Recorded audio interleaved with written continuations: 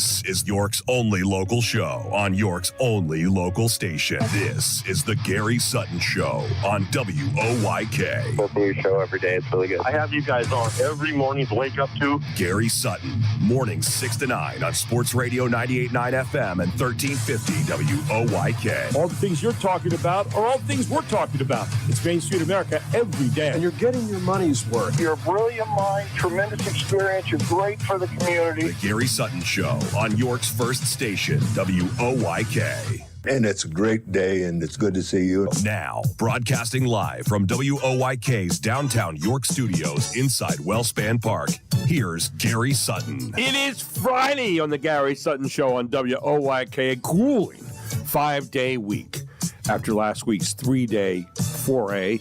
I am Gary Sutton, and welcome to the Gary Sutton Show here on WOYK, 98.9 FM and 1350 AM WOYK. List on the website at 989WOYK.com. Mark McKenzie. Cold but warm inside here. Having a great morning, fun and frolic as he deals with the wonders of technology. Oh, wait, there we go. That's it. Yeah, and just having a wonderful time with that this morning. Having what we call around here a McKenzie frenzy. I wasn't although so bad. mild by previous Iterations. comparisons. Yes. Yes. Yeah, much better. I mean, it was kind of a quiet, bubbling kind of thing, but it wasn't. It wasn't too bad. Nothing was thrown. There wasn't anything airborne. It wasn't like me playing a Pictionary game. It was really relatively subdued. Actually, I thought compared to all that. Pictionary. Relatively subdued. Yeah, every board game. My wife was saying to me last night, I heard you on the show today about talking about board games. She said, you are really anti-games. I said, I know. Well, wait. I said, I need to get some counseling on that. Has she ever seen that? No, I've never shown that to her, but it's there. I mean, if I got involved in a board game, every board game turns into a Frisbee. That's my rule. You know, if it's a board game, eventually, if I play it long enough, it'll turn into a Frisbee. I'll be tossing it somewhere. I do understand. I'm ashamed. I'm not saying this proudly. I'm ashamed of it a little bit. Maybe I'll get Barley Snyder to represent me in that. Barley Snyder, our attorneys at law, our sponsors of the show here. 130 plus attorneys. I don't know if that'd be enough to save me, but 29 different areas of business law, civil law that they work in, and it's a regional approach. So if you call them, you're going to get access to a lot of different attorneys who are experts in those areas, cutting edge stuff. Right here in York, they're 100 East Market Street. Give them a call today at 717-846-8888. If you are the owner of a business or you have a big business, small business, doesn't matter, and they're ready to help you. They're open 9 to 5. Again, 717-846-8888. Or go to barley.com, BARLEY.com. So, we're ready to get at it today. Wrapping up the week, looking back on all the things that have happened this week. A lot of economic numbers in today I want to share with you to give you an idea where we are right now. And one of the things that I'd like to ask you today is, where do you think we are economically here in the country right now? Are you pleased with where things are at? Are prices where they should be? Is inflation coming down? Are things more affordable than they were, let's say, before President Trump got into office? Okay, I think it's a fair question, right? Just give me a text today at 833-478-4729. And I try to look at things not politically or not by side here. You know, examination and conversation is what we like on this show, and we like to try to get to the truth, no matter where it is. So I don't line up on a side all the time. Some people got upset with me the other day and some texts said, you're not taking the right side. I don't take a side. Here's the side that I take, my side, okay? And maybe that's annoying to some people, I don't know, but I like to take my side. And my side is, my job as a citizen is to dig in and try to find the very most honest, truthful things I can find. And it doesn't have to have a tinge right or left. All right? I've always been like that. I've tried to be like that. And it doesn't mean that I don't have a particular point of view that someone else may say, well, you're on that side, or you're keeping score. I don't keep score. Okay? I don't keep score. The only score that I keep is, what seems right and what seems wrong. But I'm willing to listen to people who have different points of view. And therein may lie the difference to, other things. But But the other thing is we try to deal with respect and civility and all that kind of stuff on our show. So there you go. Hey, by the way, check out brightnightsyork.com for your ticket packages for Bright Nights. Over 3 million lights here at Wellspan Park. They had it last night. By the way, tonight, don't forget, Augie's Joint is open 5 to 9. So here's my suggestion. Come on down to Bright Nights. Enjoy it. Mark and I came down the other week, brought the two Debs down the other week. And we came down here and enjoyed walking around. And then go up the street to Central Market while you're at it and go in the Beaver Street side and enjoy Augie's Joint. Maybe an Augie's Doggy. Maybe an Angry Cheesesteak. I don't know. Maybe the special for this week. But whatever it is, get up there and enjoy Augie's and find out what I've been screaming about for a long time. People say, you always talk about Augie's. Yeah, it's a great place. Yeah, anyway. So there you go. We got all that going on today. We also have our podcast later on today. You can go into YouTube and go to WOYK, and you will see our podcast hear our podcast for the day. So if you want to hear different parts of it, the whole thing, there you go. Today is National Communicate with Your Kids Day. It's also National It's Impossible to Make Any Kind of Sense with Your Kids Day. I added that one. I'm sorry. It's National Communicate with Your Kids Day. How do you communicate with your kids? There's a great question this morning. 20 days to Christmas. Today is the 5th. Yes. One way. That's how I used to communicate. One way. Well, you're not asking questions. No, that's because I, own the house. Anyway, 20 days to Christmas, 26 days to New Year's Eve. Those are some of the things. But there are a lot of national things going on today. Mark's been down. I feel a little bit for him. He's been down this month. Yes, it's going to continue. I have a feeling. You're slow. You get throwing everything in here at the end of the year. Go ahead. Not that these are insignificant. For example, AFL-CIO Day. I mean, if you're a union member, I was a union member at one point, right? And you're part of the 12% in this country that are still union members. There you go. I think I left honorary member. Do you have like a patch or anything? You had something to sew onto your shirt? No. Okay. But you did have to I forget what it was. You had to. It was such a long time ago. Right. But you had to sign something so that, and if you didn't sign that form, then you were not a member in good standing. And what that meant was that if you got another job and you had to join the union again, then you'd have to go through the process all over. If you left as a member in good standing, you would avoid all that. Yeah. So that little job I do on Saturday at BL, I was supposed to become a union member, and no one's asked me yet. I've been there almost a year now. No one's asked me about. And is that I don't know if that's AFTRA? good or bad. Yeah, I mean, AFTRA is the name of the union. I guess I'm assuming. Yeah. So someday I'm waiting for a guy to knock on my door named Bugsy or something like that, and hey, you didn't pay your dues. International Volunteers Day.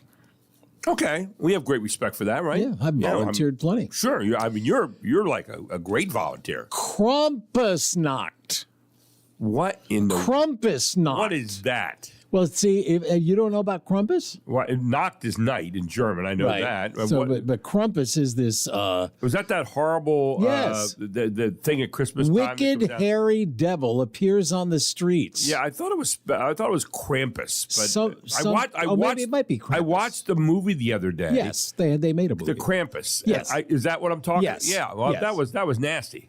I mean, I thought it was the most depressing movie I ever saw in my life. I watched this movie just because I thought I'd never seen this. So I watched it. I got to tell you, it was the worst movie I've ever seen. Yeah. And the Krampus was all these horrible things. I mean, it took Christmas and just buried it. Yes. I don't it was like a Halloween movie for Christmas. And the Krampus at the end somehow bottled. I'm not even going to try to get into it. If I explained it to you, you'd want to go. All right. Yeah, it's no good. National Blue Jeans Day.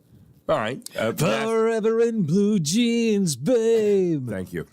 Move on. Yeah. All right. So here's the food holiday for today. Go ahead. This is where as your voice lowered. This is where I had to go to get a food holiday. All right. And I got to be honest with you, I've never heard of this. I'm already down about this. Yeah. But once you hear what it is, you might perk up. Okay. All right. Because if I told you it is National Sasher Tort Day, you would say what? Well, the tort sounds good. Yes, but Sasher... I don't know what Sasher is. Yes. Well, see, I didn't either. Yeah. So I looked it up. Chocolate sponge cake covered with chocolate glaze. You should see a picture of this. It is beautiful. Oh, okay. Well, It is beautiful. Now I could go with that. Exactly. Yeah. If somebody offered you Oh, that's very a nice. slice of Sasher tort, you Now would I take know what it. I'm going to do. Yes. I'm gonna take your sash. But I'd never heard of it before. But that's the educational nature of this program. If someone said sash your tort to me prior to this, I'd have said you do and you'll clean it up. Exactly. Yeah, but no, now I have an entirely different, open-minded look at that whole thing, You could show up and I feel better for it. at a holiday party and say, "Well, we've got all kinds of great food here, including Sasher tort," and you would say, Oh, I that love that chocolate beautiful sponge thing. cake. That's Yes. gorgeous. Yeah. And everybody will be looking at you. Oh, you've had this before? What else would you like to know about this morning? Yes. Or this afternoon or tonight? Yeah, because I know what a sash or tort is. Yes, exactly. Yeah. I'm going to throw that out somewhere in conversation. I have to find the right That's moment. it. That's a great idea. You know, one of the great things I love during the holiday season is a good sash or tort. I was listening a to conversation Gary and Mark this morning, and you would not believe the ridiculous conversation they had about Sasher tort. Right. What kind of sash or tort do you think is the best? Do you like it smoked or grilled? I don't know. Just you could get into a whole conversation. And the Powerball. And the worst part is people will get into that conversation with you acting like they know what it is. Yes. And then you say, what kind of chocolate do you use? Do you use like the regular dark chocolate? Do you use what's the says one that everybody's eating now that's the chocolate that's really popular out there? Everybody's got Yes, you're talking about the Dubai chocolate, which I do not like, ridiculous. by the way. Yeah, It's I don't ridiculous. like it. It is. It is a ridiculous Don't thing. like it. So can you see? Do you see the Sasher tort? Yes, I did. Look at that. Oh, yeah. See Doesn't that look good? I think it presents well. It looks beautiful. I think Here's a another little one. bit of colored piping on the outside might not be bad. They did the shiny one here. Very nice. I mean, there's all different kinds. If Look you at that. saw it, ladies and gentlemen, you'd be looking at the screen. Look at that. Oh yeah, I mean, it looks like a chocolate, like basically chocolate cake with chocolate frosting. it looks like that's what And it looks there's a like. piece of chocolate on top.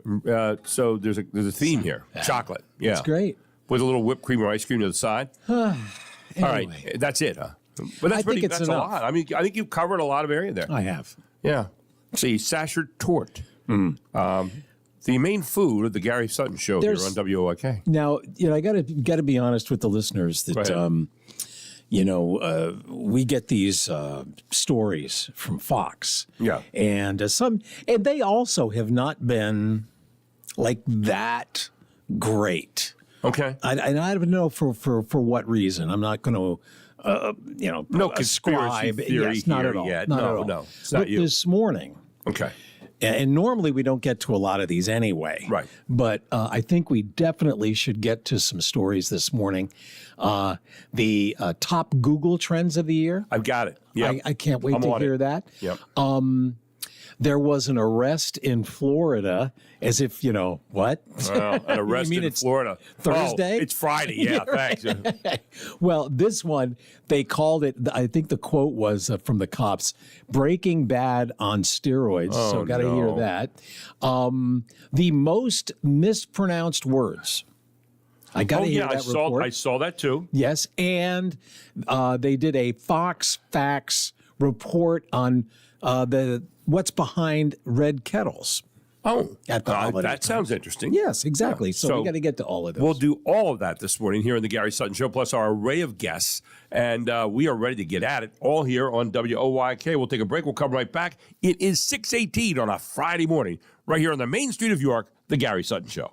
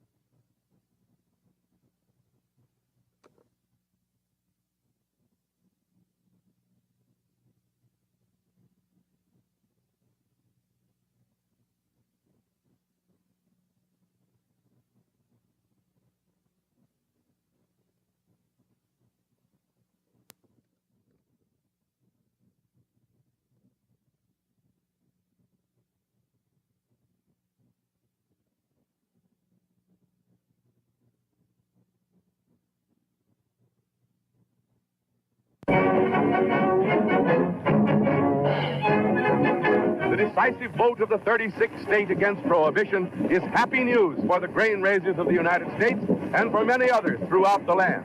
With an eye on December 5th, work is being rushed in distilleries and bottling works. Thousands are being called back to work in plants of allied industries.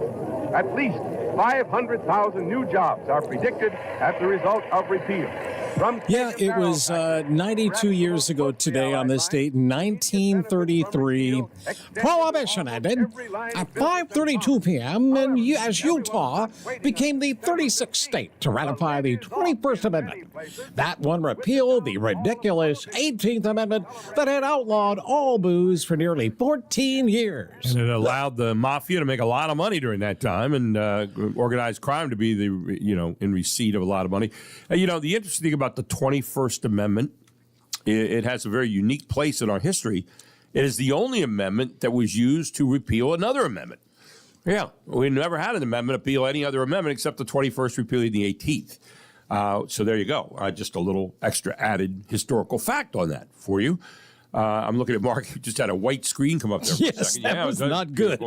We were talking, Mark was talking before we went to the break about Google's annual year in search. Yes. And Google released its annual year in search stats, and in the United States in 2025 was dominated by tragedies in the news and political gridlock, but also Gen Z pop culture, slang, and some really weird food, which sounds like a normal day here on our show.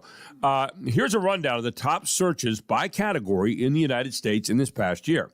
The top 10 searches we Googled in order were Charlie Kirk, death of Charlie Kirk, K-pop demon hunters, Labubu toys, tells you where we're at in this country, iPhone 17, One Big Beautiful Bill Act. Man, we heard about that a lot this year, didn't we? Zohran Mamdani, the new mayor of New York.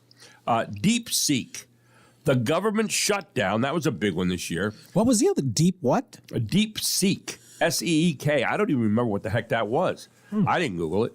But the FIFA Club World Cup and tariffs. Tariffs was a big search for this year, obviously. That was a huge story this year. The top news stories. Oh, DeepSeek is AI. Oh, the AI. Okay, yes, well, then that makes sense. I didn't know it by that name. It's a model, yeah. Gotcha. The top news stories we Googled included a few of those, plus no King's protest, Los Angeles fires, the new pope, the Epstein files, the U.S. presidential inauguration, obviously it started the year, and Hurricane Melissa. The top trends we were trying to follow were almost entirely artificial intelligence driven. That tells you how big that is. AI action figure, AI Barbie, Holy Airball, AI Ghost Face, AI Polaroid, Chicken Jockey, Bacon Avocado, Anxiety Dance, Unfortunately I Do Love, and Hibili, I'm not sure I'm saying this right. Hibili, G-H-I-B-L-I. Does that have to do with Ghislaine? I don't know. It might be. I don't know. I'm not familiar with any of these. I don't know any of that, no. Because you know why?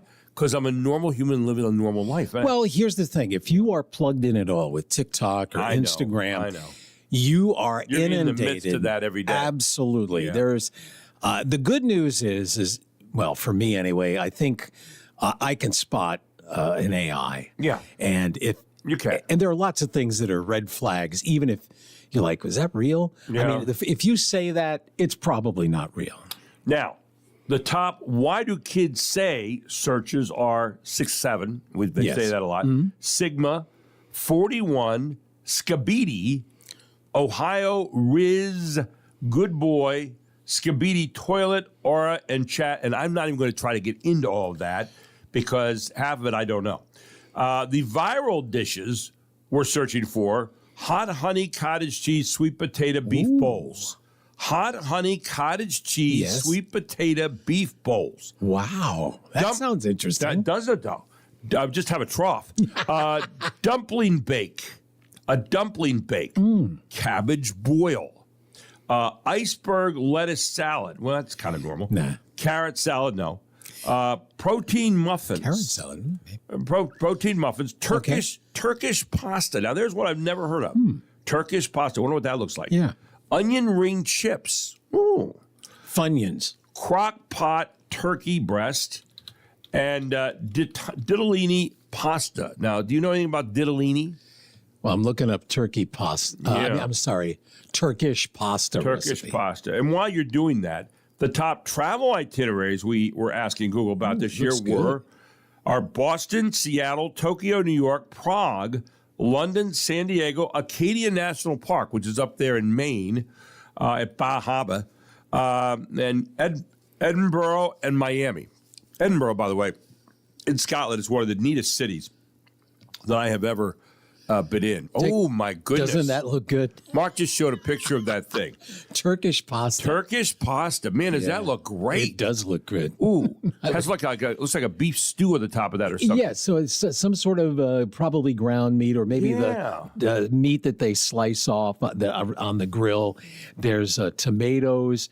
There's I don't know if that's sour cream or yogurt whatever or it is. And then pasta, and then you must mix it all together. It looks good. It does look Now, good. the most mispronounced words that you alluded to before we went to the break of 2025 include the following. Babbel, by the way, who else to release this? Babbel released its annual list of the most mispronounced words of the year. They partnered on it with the closed captioning company, The Captioning Group. Oh. It is based on the top words that politicians, news anchors, and people like yours truly struggled with in 2025. Here are the top 5 words Americans couldn't pronounce this year. Number 1, Zohran Mamdani. Zohran Mamdani. Not Mamdani, Mamdani. Have you ever seen it? Because it's very... It's pronounced exactly the way it's spelled. Exactly right. So if you're hooked on phonics, you should be able to figure this out. Yes, right? I don't get how people Zohran can't pronounce Mamdani. I had never looked enough at the end of his name. I always thought it was Mamdani. It's Mamdani. Yes. He was elected mayor of New York, if you don't know about him, last month. Mayor-elect. Yes, the mayor-elect. Here you go. Monjaro, the weight loss drug similar to Ozempic. Monjaro. Yes. Mm-hmm. Or M-O-W-N, Jaro. Okay. The Louvre, okay? The Louvre. The Louvre. Uh-huh. Now, they say the Louvre. Louvre. Yeah. Oh. Yeah, which I didn't know you... and normally, the Louvre is the way I always learned it, too. I was with you. I'm half French, so I'm saying it that There way you go, anyway. and you're sticking to it. I am. There's technically a little "ra" at the end. It's been in the news because of the jewel heist in October. See how it rolls off the Louvre. Louvre. It does. It has a little extra panache there. Yes. I say no to that one. Without a French accent, you sound like a jerk true. if you say the "ra" part. So Yes. Mark and I are sticking with the Louvre. Yes. Yeah, I'm sorry. That was number 3? Yeah, Mark Rob McKenzie. Anyway, so let's see. Acetaminophen. Acetaminophen. A lot of you have that in your cabinets. Yeah. AKA Tylenol. Trump said, "Don't take Tylenol in September." After RFK Jr. linked it to autism, they walked it back a month later and said there's not enough solid evidence. Do you think? Okay. Alex Murdoch. Or Alec Murdoch. Oh, Murdoch. Yes. The South Carolina guy. Yeah, it's Alec. Even though it's spelled Alex, it's Alec Murdoch. Most people say it's spelled Alex Murdaugh. Right. He's the guy in South Carolina who murdered his wife and son. Netflix and HBO did documentaries this year. Hulu did a miniseries with Jason Clarke and Patricia Arquette. So there you go. Yeah. So anyway, but Alec Murdoch is the way you say it. You know the one interesting thing about that? They don't have his middle name in there. Usually when you kill somebody, you get your middle name added. So I don't know what. Maybe it's Ra. His middle name is Ra. Alex Ra Murdoch. Just missing the top 5 is the flip-flop brand Havaianas. No. Havaianas. Don't know it. The H is silence. It's Havaianas, if anyone cares. There you go. So we just thought we'd throw that in there for you this morning. So we got that going for you. Yeah. Yeah. I don't mispronounce too many. Well, it's 6:30.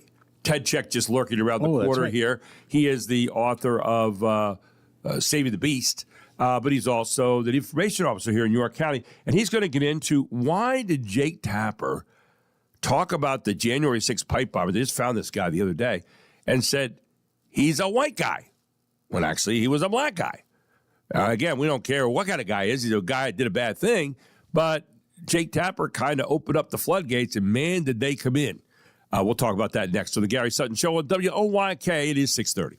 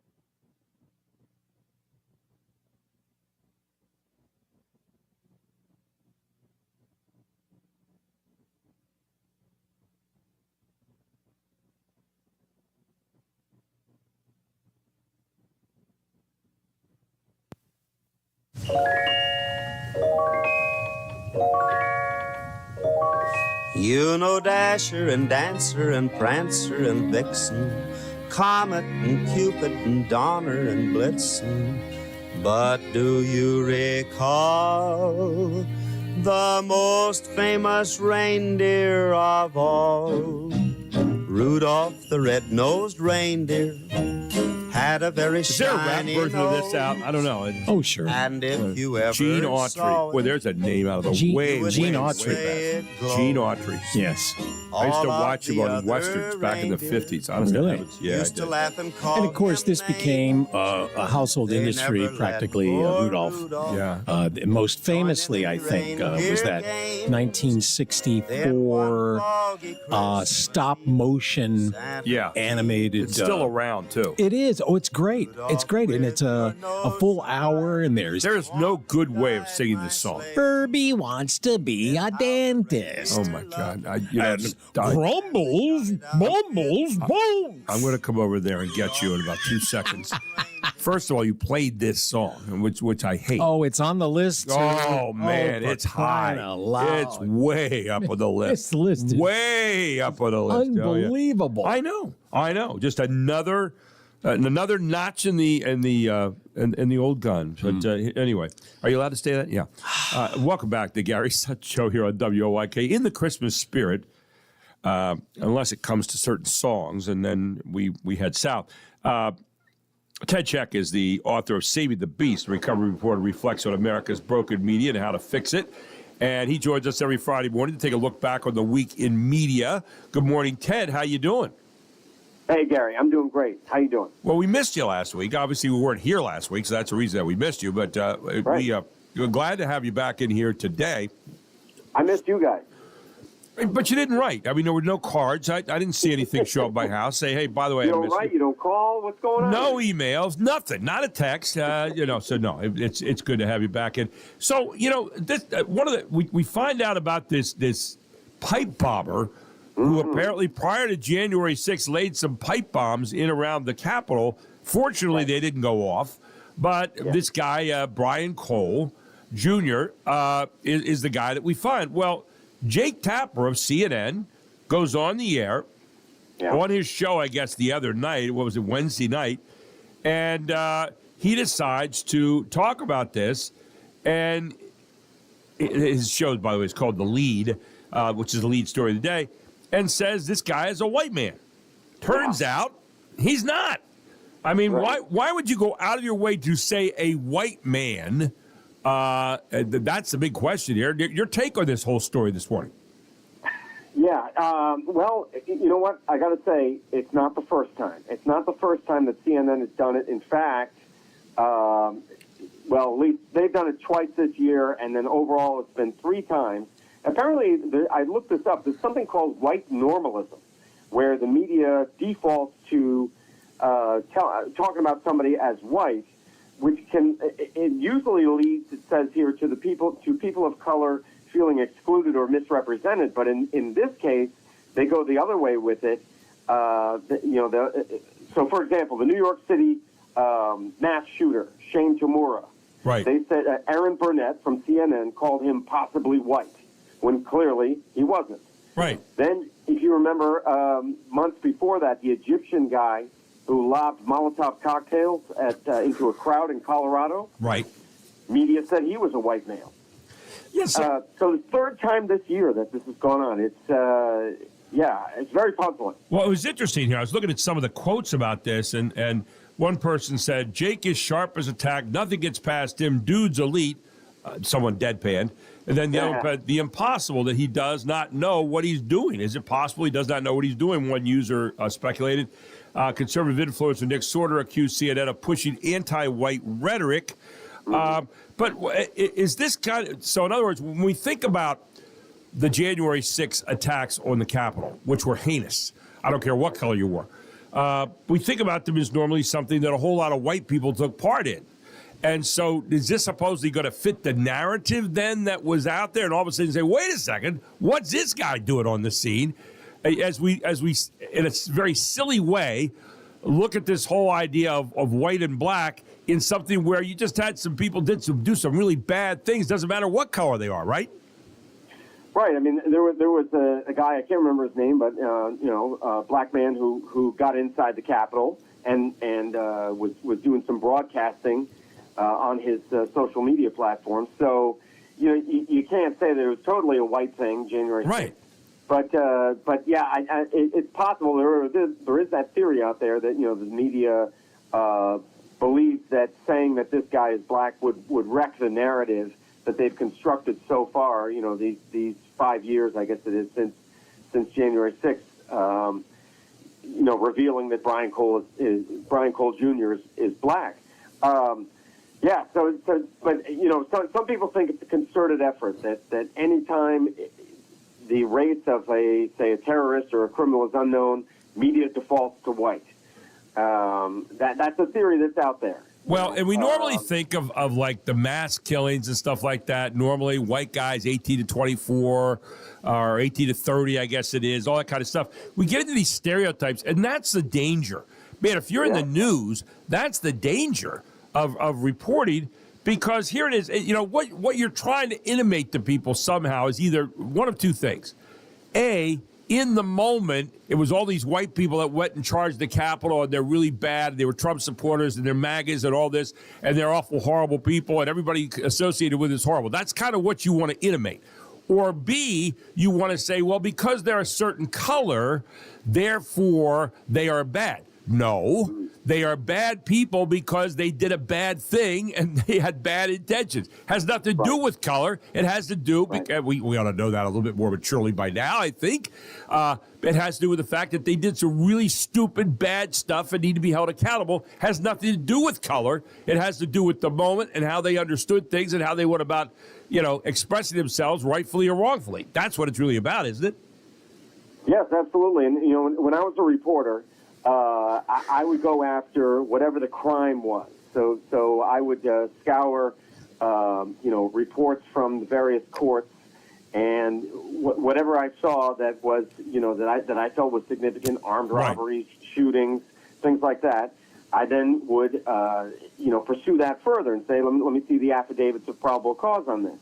I'm not even looking at the defendant's name, or I don't even have mugshots at that point or anything. I'm just going after the crime. This is what happened. And then and it didn't matter what race they were.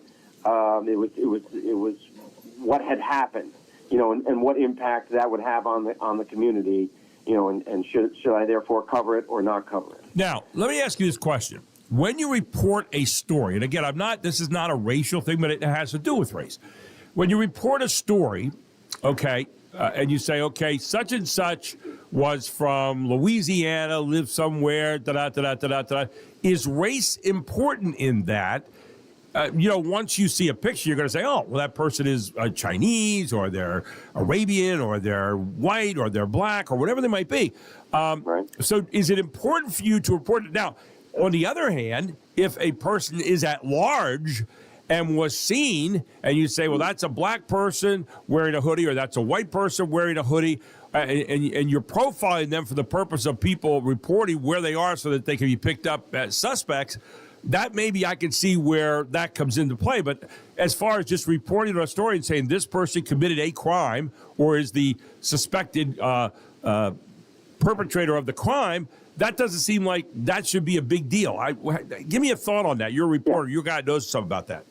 Sure, yeah. So when we would talk about suspects, we would make sure to be as detailed as possible. If we were going to talk about race, because then you run into, you're describing a large swath of the population, regardless of whatever race you say. So, we're talking about like hair color, eye color, what they're wearing on clothing, top and bottom, and any other distinguishing marks. So you want to get as many details as you can if you are going to reveal the person's race. When the police are saying, yeah, this is the person that we're looking for. Right. Unless you, and if you had a surveillance photo or any other type of photo, that would help in that regard. And that's if the perpetrator is loose, an ongoing search for them and so forth. That would seem that's important information, right? Yeah. Right. But if we nothing to do with racial, just important information having to do with identifying that person.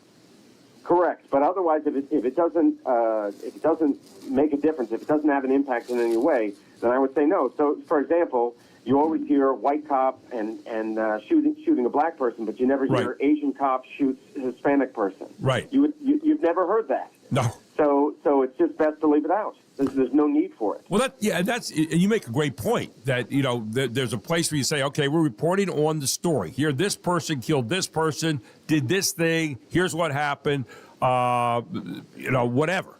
And then you say, oh, but now this person did this to this person. They're out loose among the community, and if you're looking for them, here they are. Here's what we're looking for. So, yeah, I mean, so I think it's important for people to understand.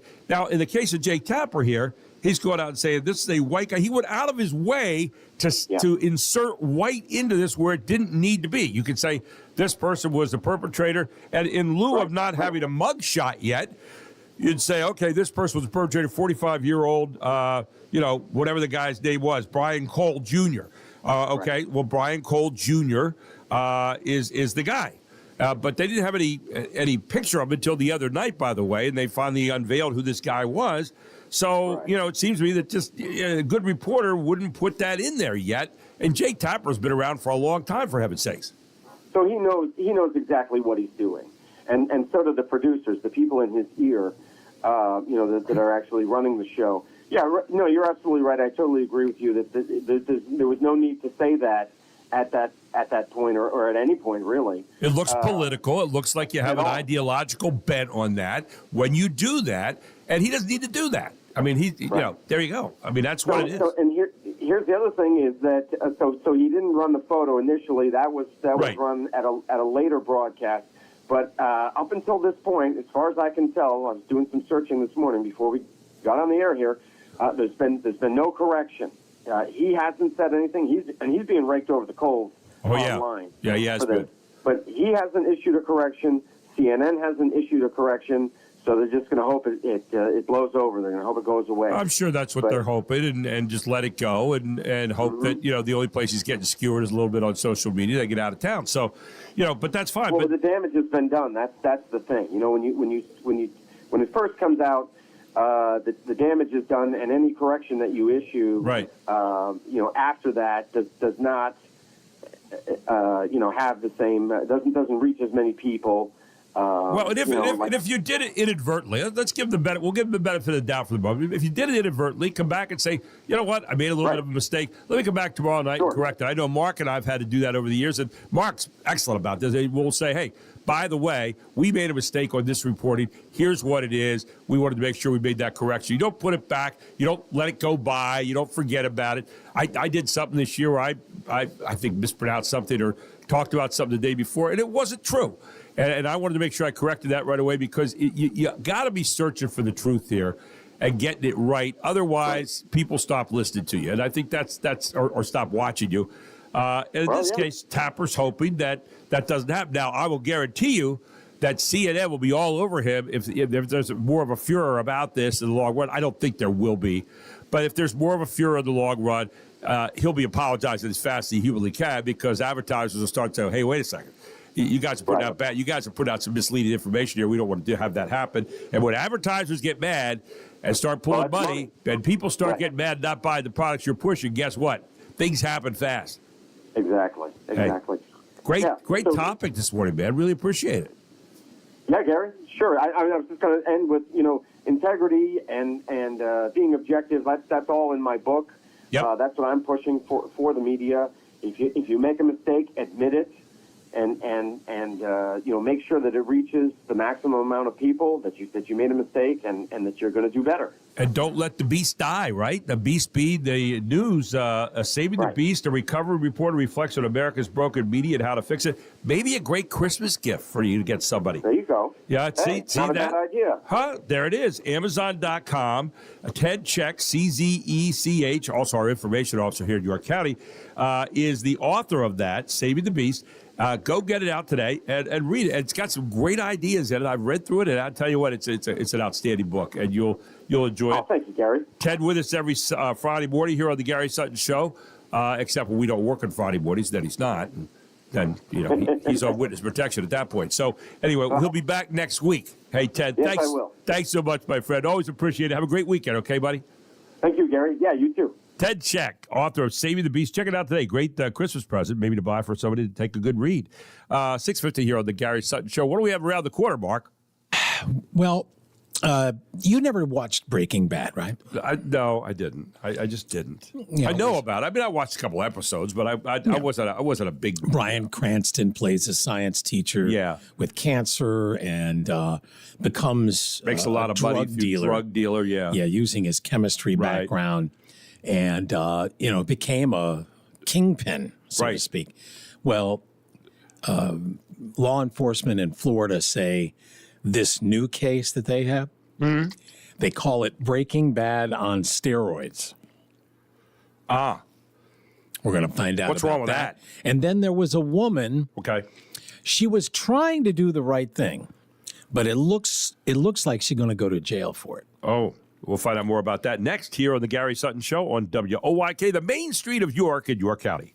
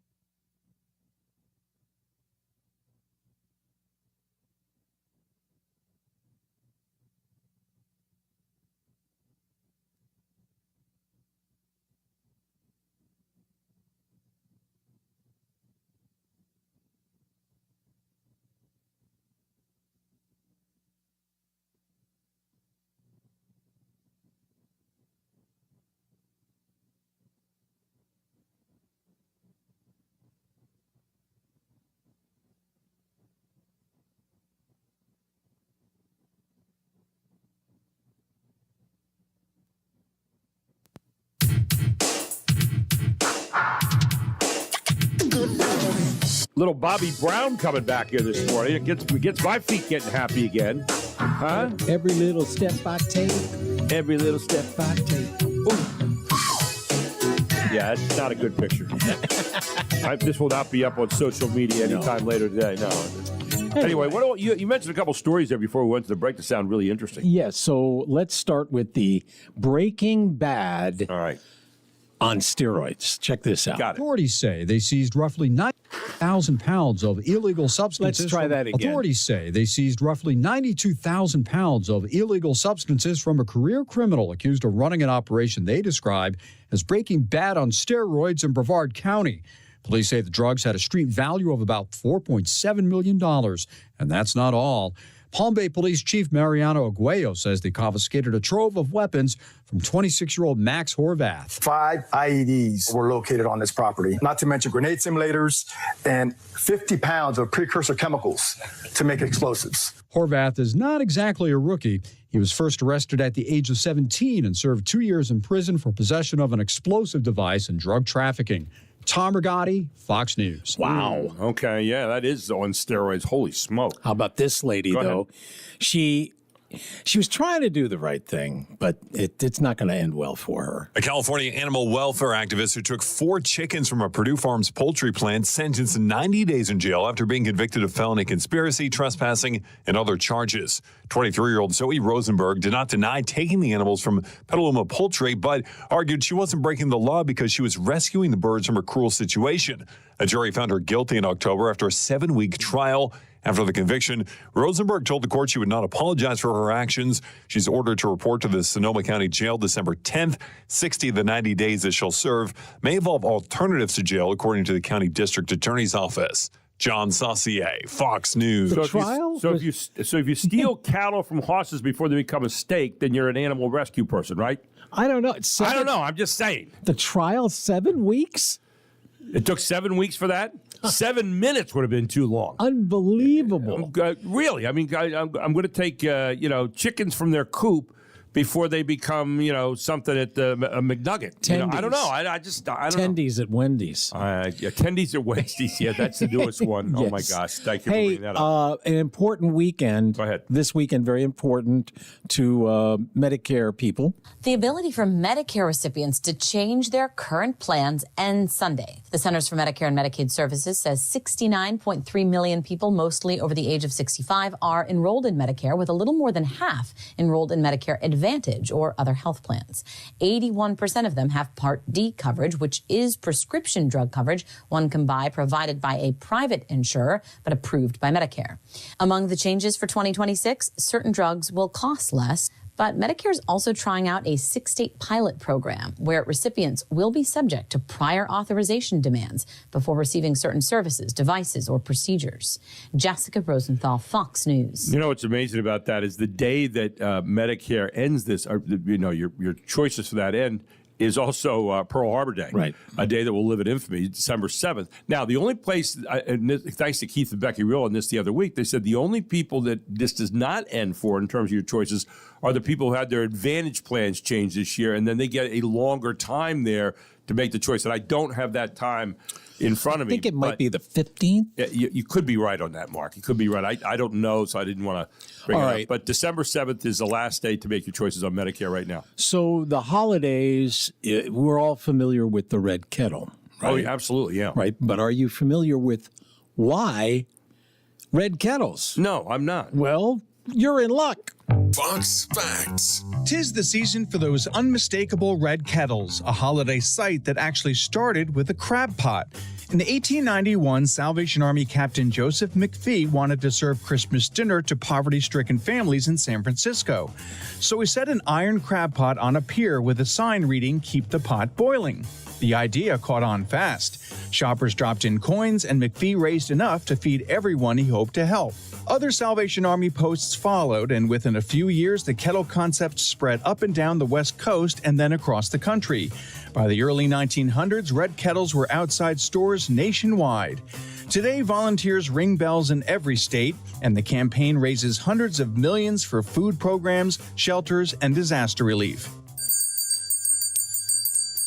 A crab pot that grew into one of America's enduring holiday traditions. Matt Murphy, Fox News. Interesting. The things you have learned this morning. I tell you what. Sasher Tort. You're going to walk out of here with your mind stuffed today. I mean, you know what I thought was most interesting about that story? Go ahead. Is that it went from the West Coast to the East Coast. Yeah. I would imagine that, a lot of the trends in America normally goes the other direction. The other way, yeah. So because of where people entered our country and so forth, and you think about, most of the population, I would imagine. By the way, where will Penn State end up in a bowl game right now is kind of an interesting thing. Just the Turkey Bowl. 6 victories, yeah. And so, they might play in something like the Game Above Sports Bowl on December 26th, some people are saying. Other people are saying they might end up in Detroit at Ford Field at 1 p.m. Against an American Conference team like Western Michigan. Can you imagine Penn State, Western Michigan? I don't know. It doesn't have a whole lot of pizzazz to it there. Well, you know what it could serve, though? They could take maybe death row inmates and make them watch that game. Yeah. In its entirety? Exactly. How about the Rate Bowl? No, not that. RATE Bowl in Arizona, 4:30 at Chase Field. That might be a far-flung option for a team and a fan base used to traveling this far for big games. We will see. I don't know. Nobody could. But it comes up this weekend. We'll know after this weekend what it's all about. Be talking about it on Monday. Anyway, what we're going to talk about next is taking a look at the world. A look at the world through kindness. Kindness Worldwide, a Good Friday hour coming up here on the Gary Sutton Show. Kevin Smith will be here with us to give a little rosier look at things, all here on the Gary Sutton Show on WOYK. Don't forget, you can check us out at 98.9 FM and 1350 AM, WOYK. But first, news at the top of the hour. It is 7 o'clock.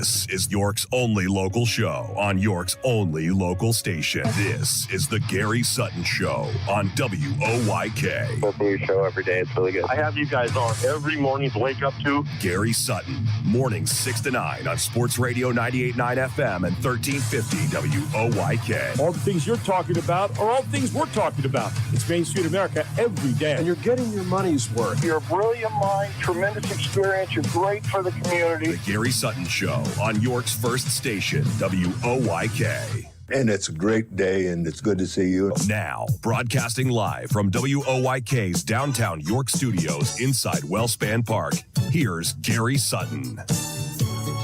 Turn it up. I'm just in the mood. Turn it up. It's Friday. It's that kind of music. You're skipping out for the rest of the week here. It's been a great week. Love having you on the Gary Sutton Show, the main street of York and York County, right here on WOYK. Brought to you by Barley Snyder Attorneys at Law, right here at 100 East Market Street in York.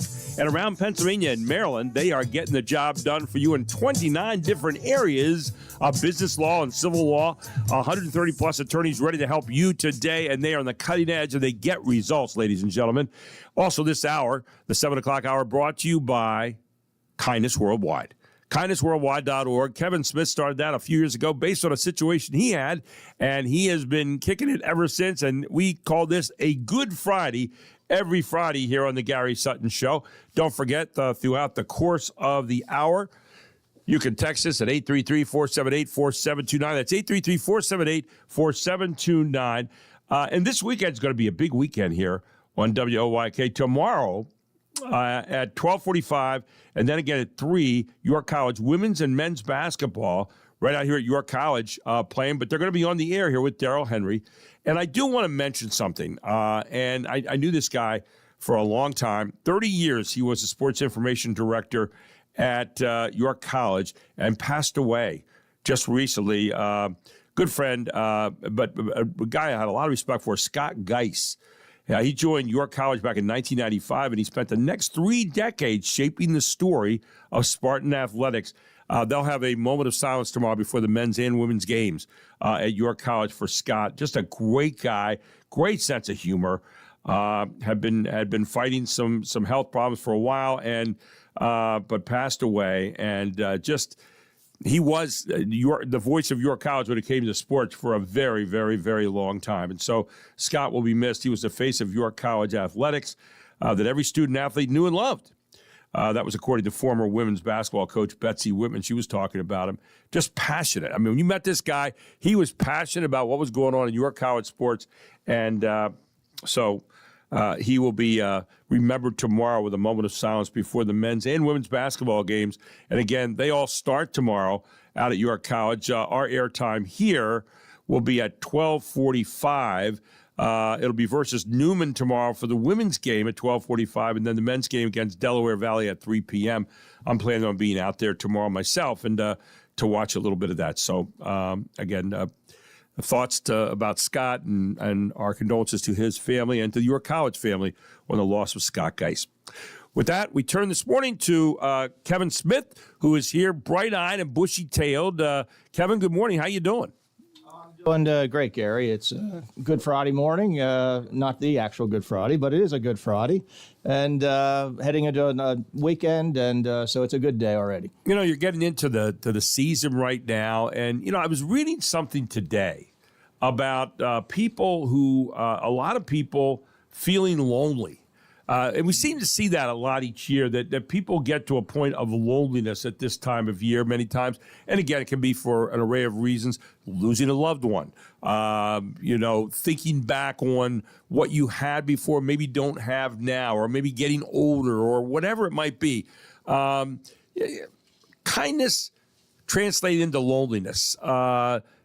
Talk a little bit about what we can do with that, and maybe through that prism, how do we deal with some of the loneliness of this season? We often think of all the wonderful things going on, the hustle and bustle, and running out to wherever we're going, and yet there's another side of this whole thing, and that's the loneliness side too.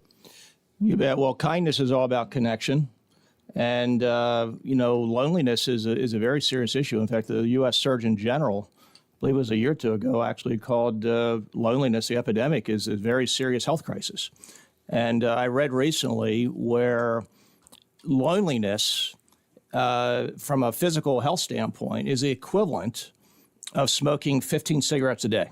Wow. So there's definitely a correlation, a connection, whether it's, loneliness or how we relate it to kindness. There are actual physical health outcomes. And so this is a time of year, the holidays, that many people for various reasons do feel lonely. Maybe it's the absence of family. Maybe they've lost loved ones, or there's a number of people going through anxiety or depression. And so this is a time, well, every day really should be a time, but we should always be reaching out to our friends, our neighbors, or our families. Everyone has a story. Everyone's dealing with something in ways we often don't realize. But loneliness is a very serious issue. But anytime there's a connection, it could be simply saying hello to someone. It could be giving someone a kindness card, sending someone a thoughtful note, a phone call, a text. They may seem like little things, but those little things really are the biggest in the greatest scheme of things. And so we can always make someone feel welcome, feel connected just by reaching out. And this is a time of year, again, we should never underestimate the impact that loneliness has on many people. One of the things that led me to ask you that question was this survey, a newly released survey by ARP, the Retired People's Organization. Adults 45 and older are lonelier than ever, it says, according to their survey. Now, again, this is just theirs. The association surveyed around 3,300 Americans in August and found that 40% of them reported feeling lonely, not an insubstantial number, a 5% point increase from the last time the survey was conducted in 2018, and the first time the survey was conducted in 2010. And they suggest the challenge of loneliness is something that can be addressed by taking small steps to overcome it. And they talk about which group of Americans are the loneliest. And for men, 42% of respondents reported feeling lonely compared to 37% of female respondents reportedly feeling lonely. So men seem to be higher on that list than women do. Those closest in age to 45 also tend to feel lonelier compared to those who are older than them, indicating that loneliness can decrease with age. While 49% of adults aged 45 to 49 reported feeling lonely, that percentage dips to 45 for those in their 50s and so forth. We can make a lot out of this, I suppose. They say finances play a great role in this. 63% of adults with annual incomes of less than $25,000 reported feeling lonely. Those experiencing unemployment also see higher levels of loneliness, with 34% of retirees and 40% of working adults reportedly feeling lonely, compared to 57% of unemployed adults reportedly feeling isolated. So, a lot of things, kind of some words there playing in. Your thoughts on that? Yeah, well, loneliness in extreme can lead to depression and far other serious outcomes. And when you think about the medical side, you can treat, I don't know if loneliness per se or depression, anxiety, all can be treated with prescription medicine. But if you look about what that medicine often does, it has the same exact effect to the body of what kindness does. When someone is kind, not just the receiver, but the giver, releases chemicals in the body. Yeah. I always say the daily dose, DOSE. Right. Dopamine, oxytocin. Gets the endorphins going and all that stuff. Serotonin and endorphins, absolutely. And that has positive physical outcomes, and it doesn't cost anything. There's no side effects by being kind, but you really have not that invasive. daily dose. Absolutely. Well, hopefully, absolutely. you hope it is invasive, actually. You hope it does get inside and be part of you. And hopefully contagious as well, because just observing kindness has the same chemical reaction. So it's not just giving kindness, but also observing kindness, and it costs nothing. But the health benefits and the broad societal benefits are vast. Yeah, I was talking to someone the other day on this. I think I was looking at some of the things that make loneliness. We were talking about this. I said lack of mobility in a society that's very mobile. Sometimes I think the loneliness, too, may come from lack of contact with other people. We've gotten into a society where many people are sitting inside looking over the computer, the phone sometimes, and maybe we lose some of that personal contact that I think is really contagious to helping to have interaction with other people. And that's a big one. When you're lonely, you're isolated, and you don't have interaction with other people, there's only so much television, there's only so much computer you can look at before you say, I'm still missing something. And I think that interpersonal contact is something that's just so important. Sense of community. I go out to a lot of diners. You and I go out to diners and have breakfast from time to time. And we always see that sense of community out there. And I think that whether it's a diner or whether it's a place where you just sit down with somebody, I love to go to diners and see people sitting there for a couple hours just talking about the things that are going on. And I think that's an important thing, that interpersonal relationship. It truly is. Well, diners, coffee shops, I mean, they're hubs of connection where people come together and they converse. And it's a wonderful way to have meaningful conversations with others and to see others. We always talk about going the extra mile. And if you think about loneliness, I mean, there's many people, again, this time of year who are lonely, or maybe they're shut-ins, or maybe they're aging, they've lost loved ones. But this is a time we can all go the extra mile, reach out, pay someone a visit, make that phone call, send a handwritten note. But really think about what we can do with our own actions, our choices and behaviors to maybe be the reason someone else doesn't feel lonely today. Yeah. It's interesting, too, the art of conversation. So many times we see the political conversations in this country, which are like drive-by shootings of verbal nature, where you hit somebody with something and then run. But conversation is the receiving and giving of information and sharing back and forth, and respect is part of that, because that's what conversation is all about. It's based on respect and understanding. Not necessarily always agreement, but that conversational piece. My friend Jeff Coleman closes his show on Morning Light every day by saying, check in on your neighbors. Okay, and I think that's always a great bit of advice. You always have advice like that. Talk a little bit about maybe some final thoughts here today on the idea of kindness and what we can do with that. Well, being a great conversationalist is also being an active listener. In fact, being attentive to someone, just by listening to them, you will make them feel seen. And having meaningful conversation doesn't mean you have to agree on various issues, but doing it respectfully, practicing the 8 characteristics of Kate, that's going to do. Talk about your family, talk about things that bring you joy, and then get all those chemicals, get that daily dose going, and have conversations that lift everyone up instead of knocking everybody down. When we come back, Kevin, I want to talk with you a little bit about the documentary and how people can maybe access that for their groups around the area. I want to talk a little bit about that this morning. I want to talk about our podcasts that are coming out now on the 8 Principles of Kindness. You just alluded to them a moment ago. And maybe your thoughts heading into the holidays here about some things that we can do, some specific things that people can do to practice more kindness as we kind of follow up on this conversation here in this segment. Kevin Smith, who is the guy that started kindnessworldwide.org. It's a movement that's spreading all over the place, and some places really fast, some places a little slower, but it's spreading. All here on the Gary Sutton Show on WOYK. It's a Good Friday. Back with more right after this.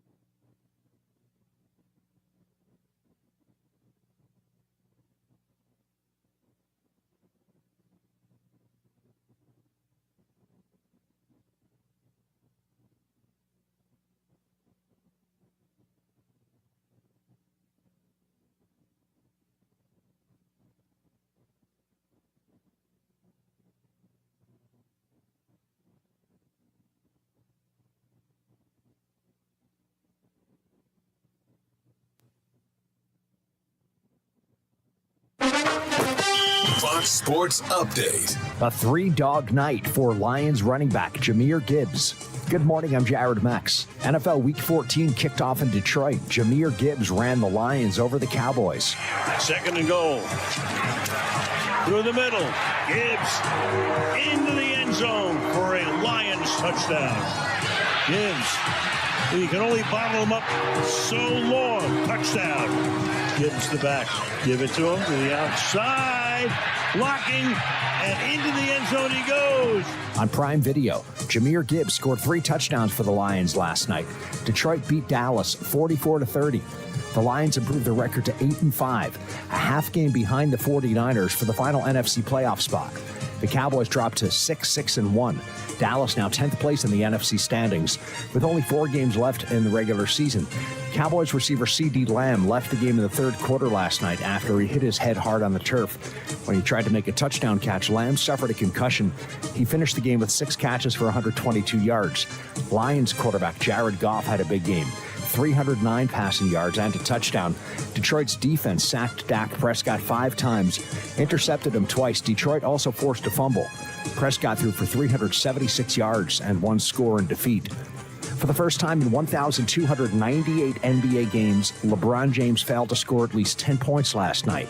His record NBA streak that began in January of 2007 ended in the Lakers' 123-120 win over the Raptors. LeBron scored 8 points last night. Austin Reeves had 44 for the Lakers. Tyrese Maxey scored 35 points for the 76ers, who beat the Warriors by 1 point, 99-98. Derek White scored 30 for the Celtics in a 146-101 blowout of the Wizards. You can download the Fox Sports Podcast on Apple, Spotify, or wherever you download your favorite podcasts. I'm Jared Max. Get more on the Fox Sports app and foxsports.com. And welcome back to the Gary Sutton Show here on WOYK, where it is 7:24 here on a Friday morning, a good Friday morning, brought to you by kindnessworldwide.org. Kevin Smith, the proprietor, founder, chief kindness chaser, and grand poobah of that, here with us this morning. We're adding names every week, Kevin, but yeah. Anyway, I wanted to ask you a little bit about For Such a Time as This, which is the documentary that you put together this year, and it's out there. And for a lot of people, they're saying, geez, we haven't seen it. How could we maybe get it to our group? You're actually getting some groups are actually picking up on that at various groups around the area. Talk about that a little bit and maybe some possibilities for some of the people listening who have a group that maybe would benefit by seeing that film. Well, we're looking to do as many private screenings as possible because we really want to get this message out there. The reaction has been overwhelmingly positive from the private screening that we had earlier this month or in November. In fact, we're doing a screening tonight at a church beyond Lancaster, at Mount Zion Church. So if you are an organization, a church, community group that would like to see the film, reach out to me and we can talk about a private screening. For right now, we can't do any public performances. We're going to be entering it into the film festival circuit, which begins in January, and there are certain film festival rules we have to adhere to. But we can do unlimited private screenings. So there's going to be some virtual screenings. There's going to be some screenings in Australia. One of our ambassadors, Robin Simpson, is going to be coordinating that. So there's a lot of pathways to get people and audiences to see this film. I would say to start with just reaching out to me. I'm at ksmith@kindnessworldwide.org, or you can go to the website. There's ways of reaching me there. Good. And then we can talk about that because this is a film that it's a film that's not just seen, it's felt. Right. And those who've seen the film will know what I'm talking about. It's real, it's raw, it's real people, it's real life. It has an uplifting message. It leaves people feeling hopeful, but it also enables people to see kindness through an entirely different lens and hopefully be a catalyst for us to see and treat each other better. And no better time to do that than the holiday season. Well, and it's called For Such a Time as This. For those of you that haven't seen it or heard about it yet, go to kindnessworldwide.org and check out ways to get hold of Kevin. And, he would love to show you a private screening on that. Maybe a church group. Maybe you have a group during the holidays here. You're looking to do something nice right now. And you're saying, okay, what can we do? What is better than the gift of kindness? Right, and talking with people and showing people a chance. This is a very specific situation that happened to Kevin, and then I would say that maybe is the fire that sparked the match that sparked the fire, Kevin, because from there it networks out into an array of things that gets everyone thinking about their own lives and thinking about the lives of others. And, what kind of kindness is done along the way. It really is a magical kind of documentary that I think we could all benefit by. So if you have a group or you have a small group of friends, you wanted to, every little bit helps because we're trying to get the word out there and network it out. For such a time as this, story that happened to Kevin Smith, but it has since become a much larger story than all that. And you constantly say, well, it's not about you. It is about you in the sense that it started, but it's not about you in the sense of where it goes from there. And I think it's about everybody at that particular point, Kevin. Is that fair to say? It truly is. Well, I always say kindness worldwide, and the journey has become, it's our story. It's not my story. This is our film. This is our movement. We are all going to be writing the future chapters of the story together. Kindness is a choice. And this all began with an act of kindness, as you described. And the ripple effects have been vast, literally throughout the world. There are many other stories that have become interwoven with this story of mine in terms of how a lost wallet literally has launched a global movement. And so I truly believe, I said many times, there's magic in our midst and miracles as our destiny. And I think those who see this film will see the potential of this movement. And I know we'll come away feeling uplifted and inspired. And if you want to see a little bit about For Such a Moment as This, go to, or For Such a Time as This, forgive me, For Such a Time as This, go to kindnessworldwide.org. You go in there, and it has a little piece in there that gets you going on that. So I think that's great. And again, whether you're a group of people that just want to have a private showing, whatever, a church group, a community group, whatever you are, Kevin's more than willing to help you as he continues to go out there and push this along with a whole lot of other people. I know. I will say this to you, Kev. We're friends, but you have had an impact on my life this year with this movement because I thought I understood all this before, but the one thing that has come away from this, and you have it on your website, and you talk about the idea of there's no act too small. There's no act too small that you could do in terms of kindness. And so it's helped me to be aware of more opportunities this year. And my outlook on every day is even brighter in a year where Mark and I saw a lot of change. My outlook has been brighter every day because of that whole idea of kindness, the idea of handing out a card to people on a regular basis, little things like that. You've had a profound impact on a lot of people this year that I'm not even sure you can quantify. But I know I could say for myself on the air here that is something that has helped to change my life in a lot of ways over a gradual period of time, just by a saturation of that and thinking about that every day, a couple days a week, but more importantly, every day of the week now. And I dare say probably a lot of people can get exposed to that over the course of this next year, and who knows where it can all go. Final thoughts. Well, thank you for sharing that, Gary. And I've said many times that no act of kindness is too small to make a difference and change a life, and that anyone can make a lasting impact, and I would argue even change the world through kind actions. And this has been a journey, and there's actually one person who's alive today because of this one act of kindness, because of the ripple effects. Right.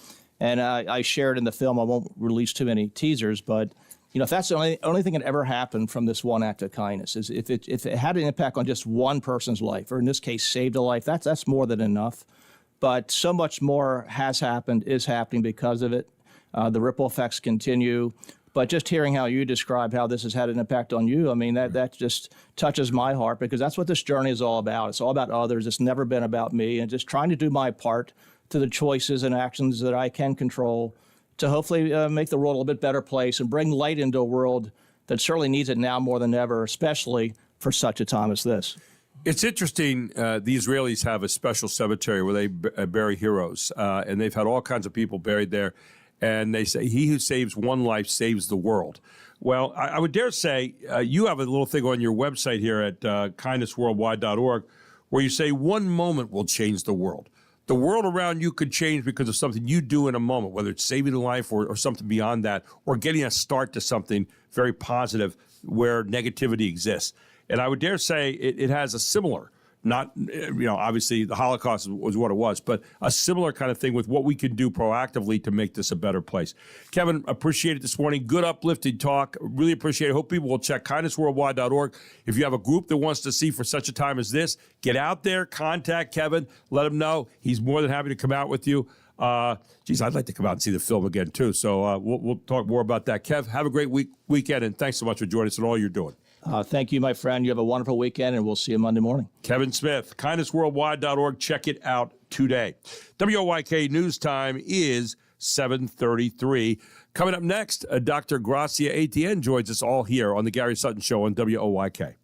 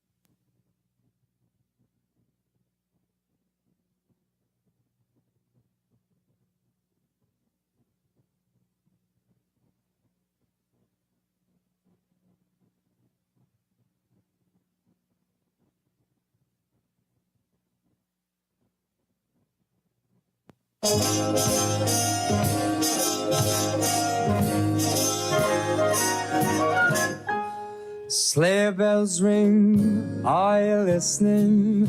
In the lane, snow is glistening. I like this. This is very nice. Beautiful sight. On the I love list, the nice list. Walking in a winter wonderland. I don't think it'll ever balance out. Is that Michael Bublé? It is. Yeah. Who has kind of become one of the voices of Christmas, hasn't he? You know, in a I don't way. know. I don't. Maybe I'm giving it too much credit. He had I think a holiday special, so maybe that. Yeah, well, that's true. Yeah, you get a holiday special, you get branded. You know, like Andy Williams. Look what it did for him. Yes, exactly. Yeah, perfect example. Hey, speaking of winter, how about Avalanche Express season passes? Unlock 365 days of fun with unlimited sliding and snow tubing and even mini golf, ice skating, and much more And they are the perfect gift for families right now. They're right up there on top of Mount Rose Avenue at Heritage Hills. That's exactly right. And I've got a Gary Sutton Show listener special. For every season pass you purchase, you'll receive a $10 bonus gift certificate for Noni's Table, the new cafe overlooking the Snow Hill and golf course. That's exactly right. It's an extra gift to give this holiday or keep for yourself. Now, to receive your gift certificate, you can go into avalancheexpress.com/Gary, and you will see all about my very special WOYK gift. Now, to receive your gift certificate, please enter your name, email, and phone number, and then click one of the links below to purchase your season pass. They have 3 different kinds of season passes. The $59 weekday season pass. You can enjoy all season pass benefits every weekday throughout the season, snow season. $79 unlimited season pass. Enjoy all season pass benefits every day throughout the season, not just weekdays, but every day. Or the $89 combo season pass. Enjoy all season pass benefits plus unlimited mini golf all year and more right up there at Heritage Hills. But just, all you need to do is go into avalancheexpress.com/Gary, and you will have all that you need on that. Okay? So there you go. So we got that going for you.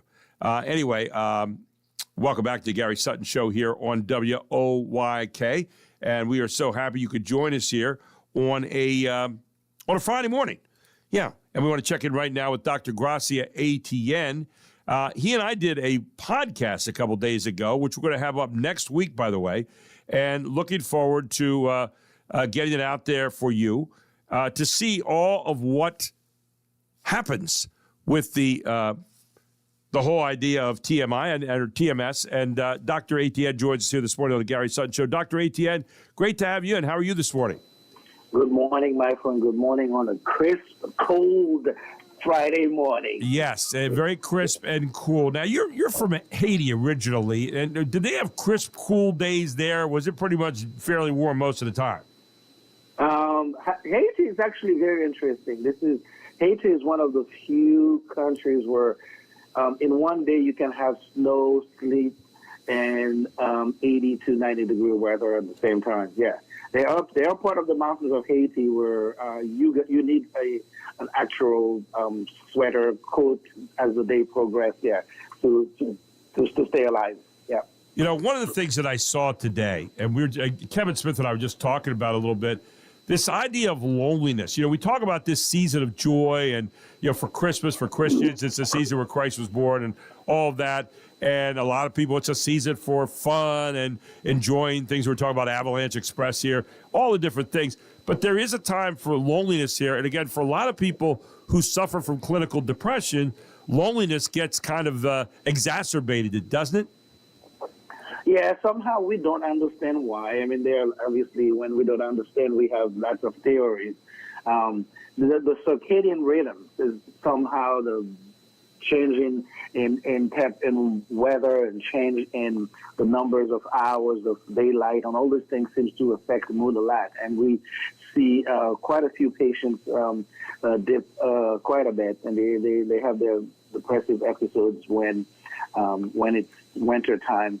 Again, I think we're used to it so much that we have an explanation, but it's not like we know the pure scientific basis of that. When you look at that, why is that? You're a lot of people saying I'm feeling kind of gray, or I'm feeling, I'm feeling a little bit down. The sunshine's not out there. There's a lot of people say the sunshine has a lot to do with it. But what's your take on that? Well, yeah, I mean, it's probably part of it, but I don't think it's the whole thing. I mean, exposure to sun has a lot to do with vitamin D and so on and so forth. But there's also that concept of interaction with other people. I mean, we go to the park more often. We walk our dogs outside 4 or 5 times during the summer, and during the winter, it's once or twice. Little things like that. We don't cook up inside the house by ourselves. We are supposed to be social animals, and during the winter time, we don't socialize as much, and we know that loneliness is something that does affect depression. Yeah, seasonal affective disorder, it's called, SAD, which is, somebody looks for that, but also known as winter depression sometimes. You and I had a chance to sit down the other day, and we talk all the time about the the whole idea of the NeuroStar treatment. But we came and did a podcast, which is going to be out next week, by the way. It'll be up on Just a Voice on Main Street here, and I'll be putting it out to Dr. Etienne. He'll be putting it up on his website. But we thought, for a lot of people who have questions about what TMS is all about, this idea of transcranial magnetic stimulation, I thought, well, I'll come and sit in the chair, and we'll do a demonstration. So we actually did a demonstration, which will be visual next week, that people can refer to. We'll tell you the day it comes out, so you can actually see this. But it really is something to sit there and hear all about it, as I did the other day with you. And this is a way for people to deal with some of the kinds of depression that maybe they're not getting all of the balance back that they want from some of the other things that are available, right? Yes, correct, Gary. I mean, we are proud to say that we are part of the team offering NeuroStar treatment in your county to help people with depression. I mean, transcranial magnetic stimulation is a validated tool. It's an FDA approved, covered by most insurance companies, non-invasive, no drugs. It's a very nice way to actually help patients who have not gotten the results that they want, either through psychotherapy or some medications, because it has absolutely no interaction with any medications that you take. Almost everyone is qualified as long as you have the symptoms that would really indicate you do have depression. I had someone come up to me the other day and they said, "Is it scary?" Because we were talking about it. I said about doing the podcast together. I said, I can't wait for it to get out next week. It's about a 20-minute podcast. And I'll tell you what, it's going to be exciting because for me, it was, what does it feel like to go through this? Well, I sat there. It's very non-threatening, non-invasive. You sit back in a chair. I mean, for me, first of all, for any guy, it's a reward to be able to sit back in your easy chair in your room, right? Well, it's just an easy chair. And you have your head there, and you're not in any kind of tunnels. There's no claustrophobic stuff, nothing like that. And then you sit back for 19 minutes and you're chatting. I mean, how bad is that? You drive there, you drive away, you don't have any negative effects, and through a series of, you can have 30 to 36 treatments, you could have all kinds of different results. Talk about that a little bit, if you would, Dr. Etienne. Yeah, Gary, when we introduce TMS to people or patients, one thing that always comes to their mind is electric shock therapy. And yes. I always take the time to emphasize that this is not electric shock therapy. Electric shock therapy uses electricity. It's very poorly tolerated by patients. It's still controversial in the medical literature. It is clearly poorly tolerated by patients. It has to be done under some type of anesthesia, either very deep sedation or general anesthesia. Patients will come out most of the time very offended, very confused, and they would need a driver. And some people actually have seizures with it and do have a permanent negative cognitive effect on it. So where they have some change in their mind. But transcranial magnetic stimulation, TMS, has none of these things. Right. It's very, very well tolerated by patients. Risk of seizure is almost negligible, especially with the system that we use, the NeuroStar system, where we can target the mood center and also dial the strength of the pulse to use. And Gary, that pulse is just about the strength of what you would get if you go for an MRI for your knee, your back, or your neck, or anything like that. So it's totally not painful. Plus, you're not in a tube, so there's no claustrophobia. You don't have anything like that. And sometimes it's even less than that for some patients. So it is very, very well tolerated, and the results are. We can be proud to say that the results are outstanding, with 83% success rate and 63% remission rate. This is close to a revolution as you can get. Ladies and gentlemen, York TMS Clinic. This is the most advanced, cutting-edge mental health treatments, one of the most advanced, cutting-edge mental health treatments on the market. Physical therapy for the brain, Dr. Etienne likes to call it, including one of the leading TMS therapies known as NeuroStar. Now, you want to find out about it? I'll let you know next week when that podcast comes out. We'll have it up here on Just a Voice on Main Street on YouTube, so you have a chance to see it in person. Okay, but people say, well, Gary, why do you spend so much time on depression every week? Because there are a lot of people who have it, and there are a lot of people who are afraid to really talk about it still. There shouldn't be any kind of bad feeling about it, no kind of stigma. It is something where you're getting help, and this is a great way to get help. Final thoughts this morning, Dr. Etienne. Hey, Gary, as I said, we're going to continue on that crusade because it is a project of passion for us. We don't have to tell people all the reasons why we feel like this is something that we need to do, but the prevalence of depression itself, the sheer number of people who are dealing with depression in silence, they need to know that they are not alone. They need to know that there are options out there. They need to know that when or if medicines and physical therapy do not give them the results that they're looking for, it is not the end of the road. It's not the end of the road. We can help them, and help is available.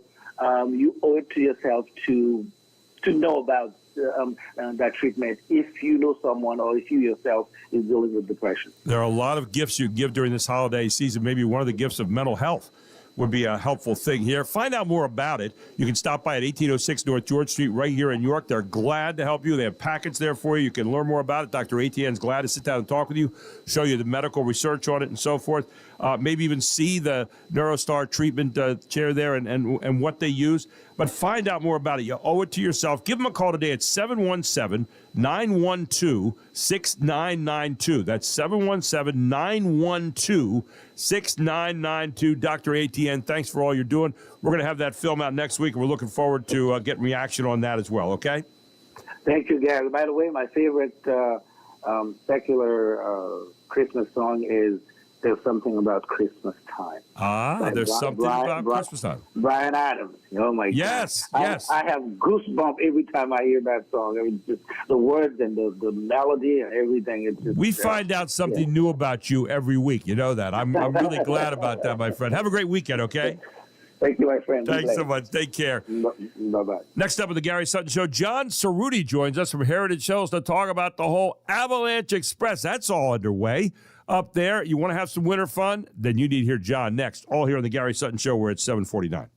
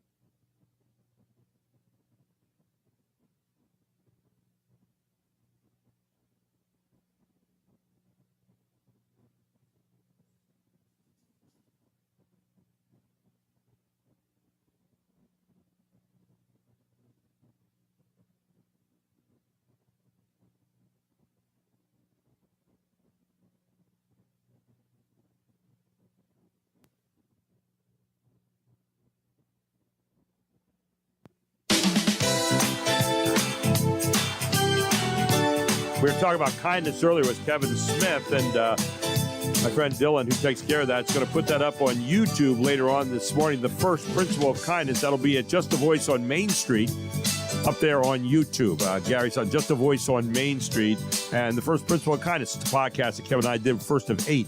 But with us this morning is John Cerruti from Heritage Hills on Avalanche Express and Noni's Table. I tell you what, if you're looking to do some great stuff right now in the cold, you want to get out there and experience what it's like to have some winter fun, then Avalanche Express is a place you want to go. John, how you doing this week?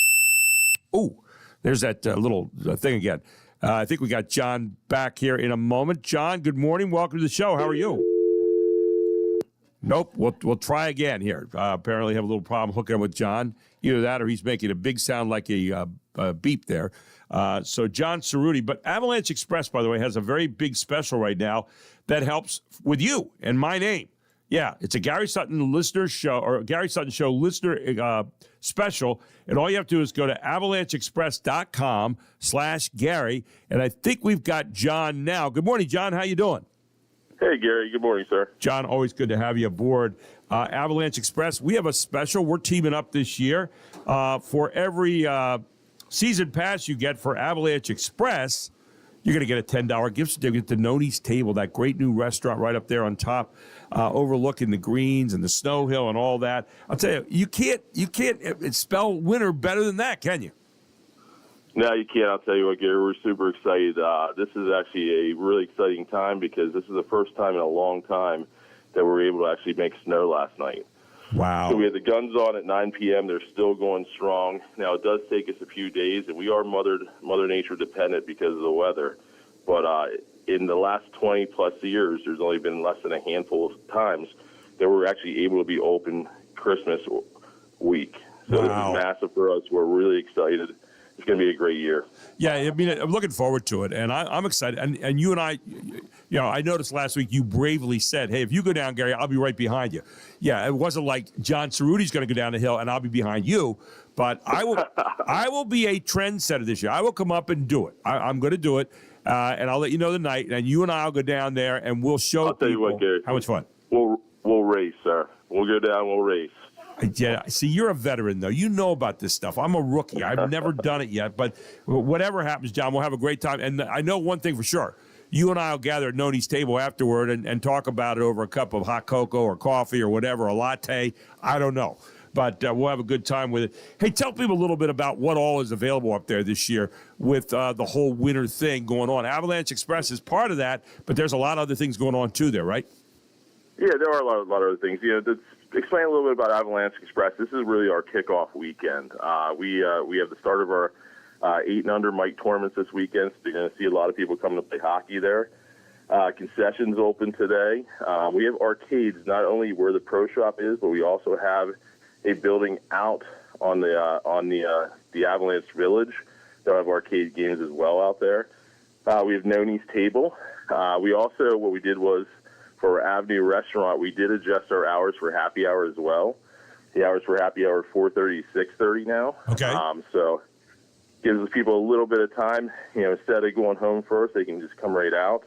So a little bit of adjustment on that, but we're looking forward to a really, really fun winter season. This Noni's Table, by the way, I was in there and I had lunch one day with Matt, and it is the most intimate, lovely, warm, inviting, fireplace enhanced, soft chair type experience you'd ever want to have. I mean, it screams winter to me. It screams sitting down with your group. It screams sitting down, having a wonderful breakfast or a lunch. You got wonderful, just a feeling there of just wanting to come in the door and sitting down in the living room at your house, right?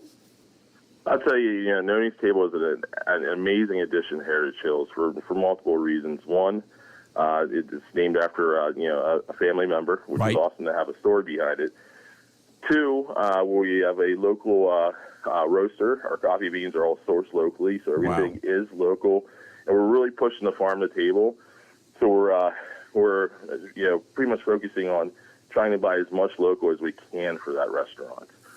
It's really about the community, and that's one of the reasons why we decided to build it. Well, the deal right now, if you go to avalancheexpress.com/Gary, for every season pass you buy, they start at $59. There's actually 3 different season passes, $59, $79, and $89. You are going to get a $10 gift certificate to Nodi's Table, the new cafe. And so think about a great gift for the holiday season. This is it. And it's an extra gift that you get with this $10 gift certificate. And you will love Noni's Table. You can check them out at nonistable.com. You can go to avalancheexpress.com/Gary to get those certificates. You fill them out right there. There's a form you fill out to get the gift certificate, and you can pay for it right there. And again, you might want to think about the $89 combo season pass, which also includes unlimited mini golf all year long, too. So it goes well beyond the Christmas and the holiday season, right, John? Final thoughts this morning. Well, actually, real quick, also, the Harry's Combo, it also includes a ticket to the Bright Nights that we partner with the York Revs as well. How about that? So it's multiple. We're trying to figure out a way that we can really have synergy with as many local businesses as we can. Yeah. It's important to us. So we're really looking forward to this, this season. It's getting off to a great start. I have really high hopes for this one. Well, and you got the polar vortex coming in, so that's cold weather. So what makes you want to get outside more than that? And where do you go outside? Ground zero for outside happiness and fun right now. Heritage Hills, Avalanche Express, Noni's Table, winter thrills at Heritage Hills Resort. That's what it's all about. Go to avalancheexpress.com/Gary right now and take advantage of WOYK special on that. John, always good talking to you, my friend. I hope you have an outstanding opening weekend up there at Heritage Hills. All right. Thank you, sir. Hey, I'll be out there. I'll check it out. Thanks so much. And you and I are riding together, okay? You got that? Hey, I'm going to hold you to it. You got it, man. I'll look forward to it. John Cerruti with us here this morning from Heritage Hills. AvalancheExpress.com/Gary. Get in there and get your special pass, special listener exclusive there on AvalancheExpress.com. When we come back at 8 o'clock, we do want to remind you this hour has been brought to you by KindnessWorldwide.org. Kevin Smith doing a great job there with that. Don't forget, if you have a group you want to check out, maybe having the films for such a time as this shown, check it out at Avalanche Express, or not Avalanche, I'm so used to saying that, at KindnessWorldwide.org. Coming up next, Jim McClure joins us, York County historian, about York County history and a very special thing they're doing, all here on the Gary Sutton Show on WOYK, where it is 8 o'clock.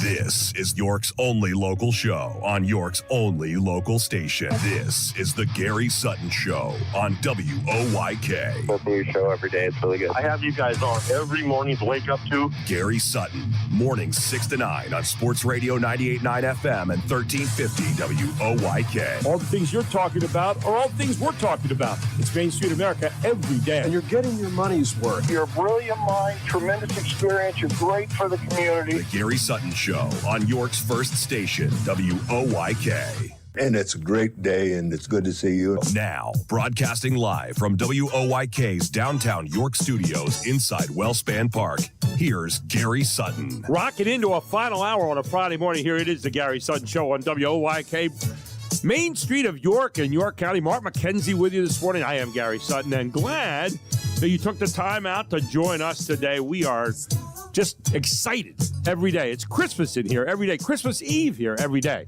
All brought to you by Barley Snyder, attorneys at law. Mark shaking his head. Well, maybe.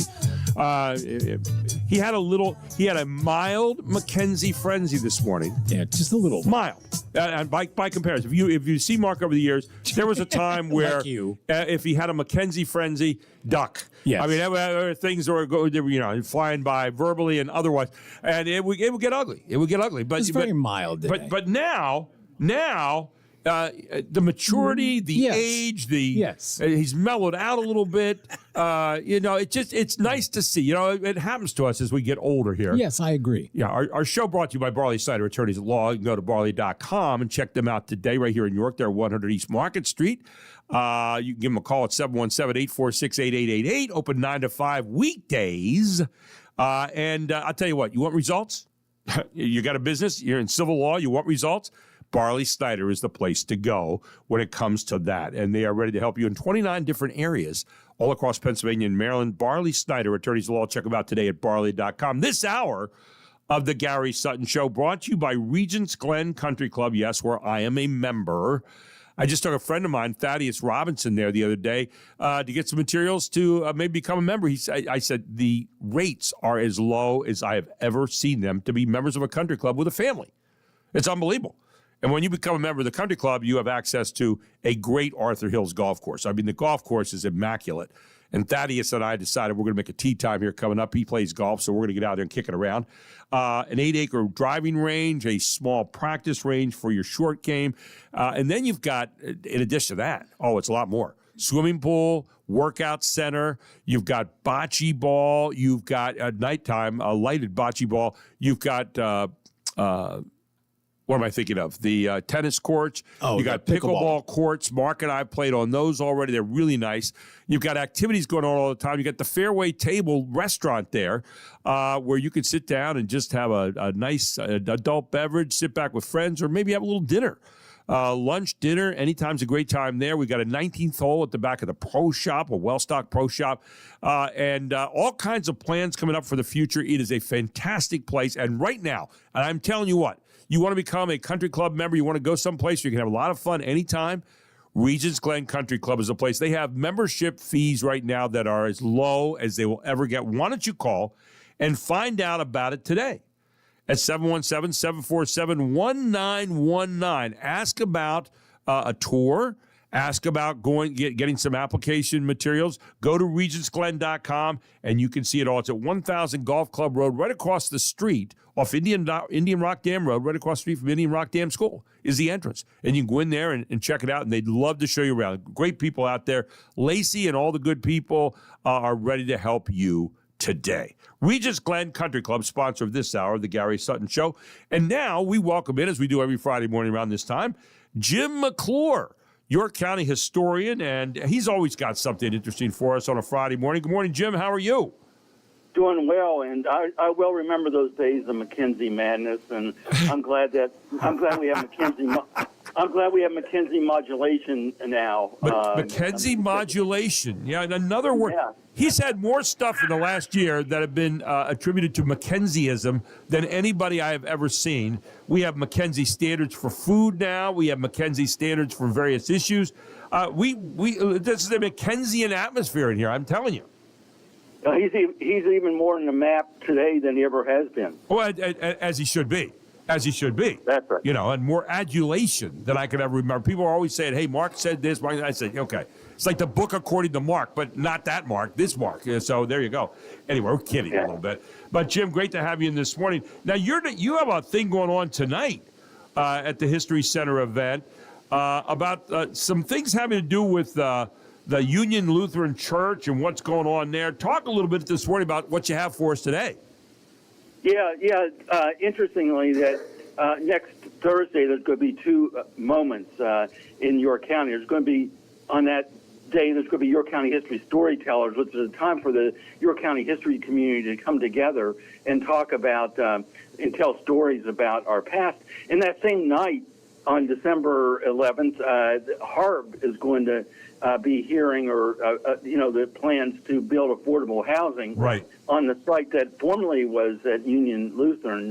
There's talk about, raising Union Lutheran to make affordable housing. So, on the same night you have a preservation community, history community coming together, in two different ways. Right. But, the history storytellers is really an exciting event. We get more than 100 people there.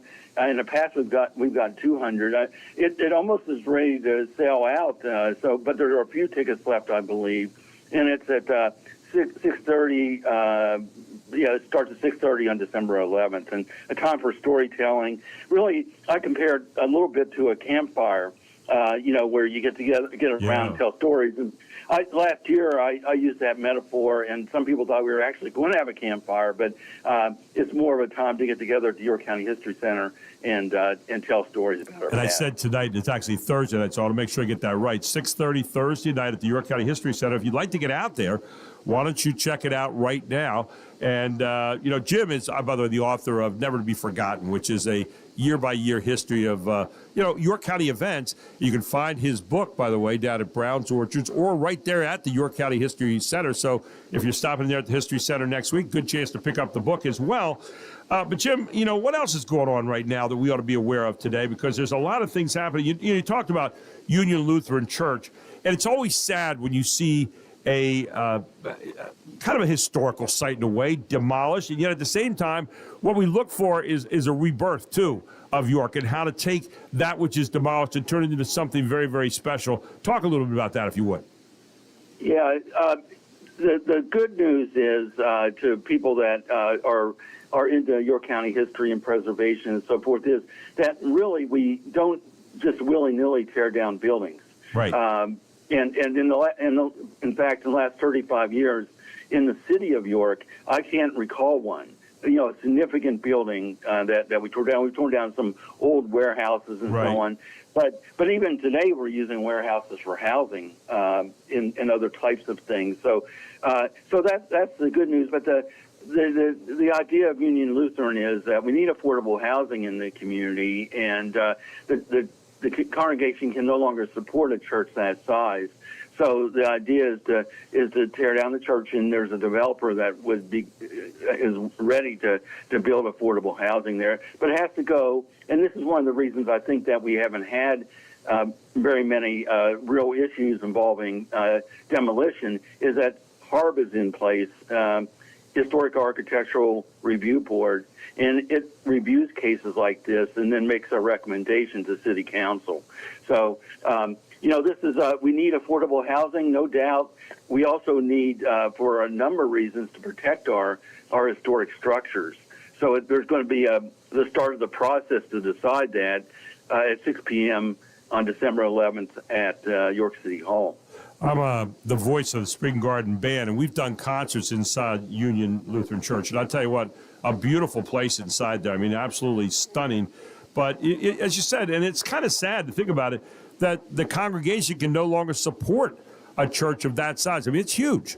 And I would dare say there's probably going to be other ones like that in the county if there haven't already been before. And that certainly is a problem, isn't it? Yes, it is. It's interesting that a lot of other churches have the original congregation has moved out. I'm thinking about Trinity United Church of Christ, United Methodist Church on East King Street.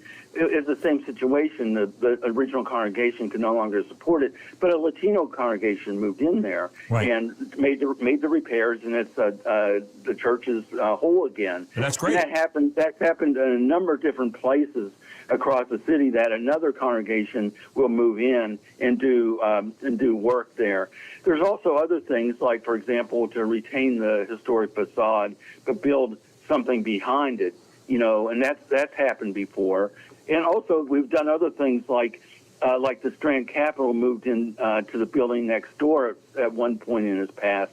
So we have existing institutions that are able to expand into adjacent space, and that keeps the buildings, the storefronts full. So there's a number of different third ways of looking at this, and maybe this hard process will bring forth some of these solutions. There are people who are opposed to tearing down a church like this. Obviously, it becomes part of the community. It becomes part of, the landscape of our community when you think about it. And so we understand about how people do that, being a history guy and a guy that gets sad when buildings get torn down. I understand that. And yet you have to somehow bridge that gap between viable and non-viable, right? And then say, okay, well, what could this space be used for to really help people in a community of now and going forward? In a way, it's a matter of protecting our assets, in the sense that people do come here, tourists come here just to see our architecture. So if you lose that, then you lose that ability. Right. And to be sure that there are people in that neighborhood who are just used to having that church, that beautiful church in their neighborhood, and they don't see it as an equal thing to lose that beautiful building, but then put up less attractive replacement buildings. It just doesn't make sense to them. It doesn't make sense to other people who know that we have vacant lots around the city of York, but yet we don't build affordable housing there, but we happen to build it on a major street in town, the major street in town, West Market Street. Yeah, no question about it. And, one other thing I wanted to mention here, we talk about the Demp-Wolf effect on York, and a lot of Demp-Wolf buildings around, and people who have gotten into that know what I'm talking about. He had a York-based firm, and they built a certain number of buildings, and Union Lutheran is one of about 90 houses of worship undertaken by the Demp-Wolf firm, right? Yeah, that's in the Nani's in the region. They did about 600 buildings altogether throughout the county region and so on, and they did 90 houses of worship. They did a synagogue. They did some Catholic churches, and then most of them were Lutheran churches, such as Union Lutheran.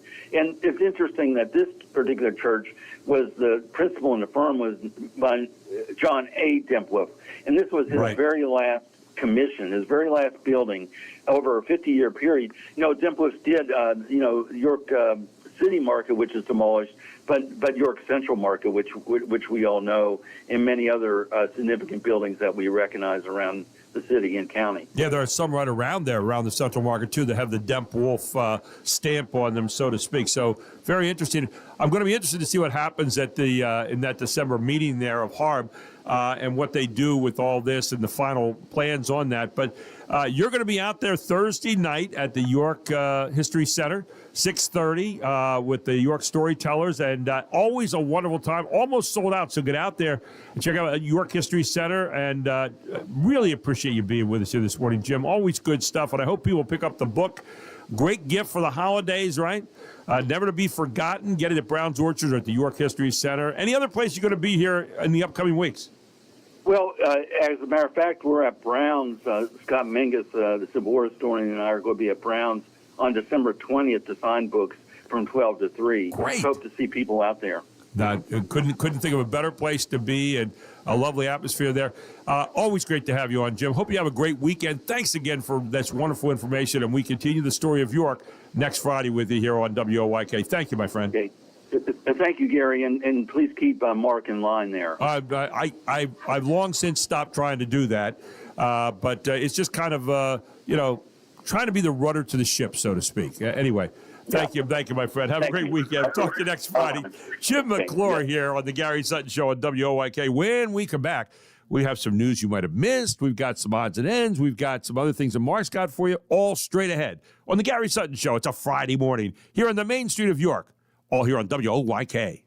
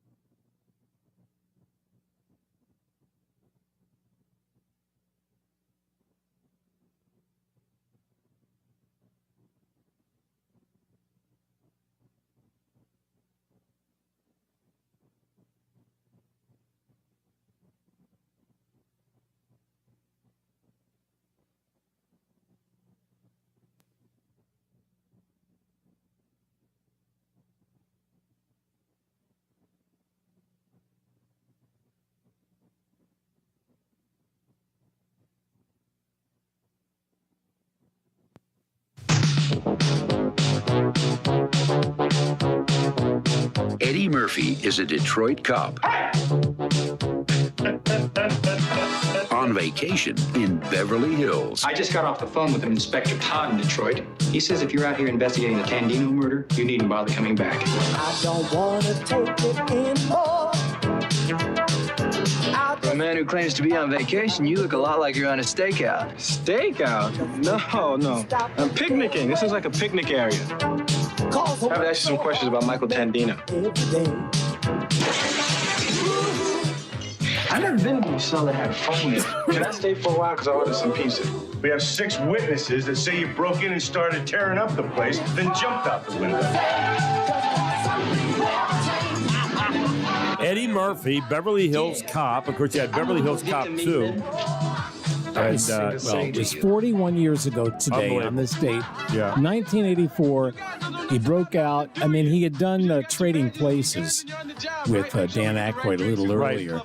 But it was all his. Beverly Hills Cop released on this date in 84. And showing all the Eddie Murphy things that made him very, very popular at that time. He was a hot commodity back when this movie was made. I just watched the documentary on him the other day. where he's actually on there. And I'll tell you, it's really good. Bean Eddie. It's a really good documentary about Eddie Murphy and what he meant to comedy at that time. I was looking at some of the numbers here so far for the holiday. Holiday spending is up overall this year. Projections for total sales to exceed $1 trillion for the first time, Mark. But, and here's a but to this, the growth rate is slowing and consumers are more cautious. They're looking for deals and cutting back elsewhere due to the economic concerns. And while Black Friday saw record traffic and increased spending, the average planned spending per person is slightly down from last year's peak, showing shoppers are more budget conscious but still committed to spending for the holidays, which is kind of what we talked about, that people will still spend. Growth rate, slower growth compared to 2024, about 4.2%, indicating the tempering of spending. We've got consumer sentiment. Shoppers are feeling economic anxiety, leading to more careful planning, still prioritizing gifts. Average spend. Some forecasts show slightly lower per person spending compared to last year's record. That's according to ABC News.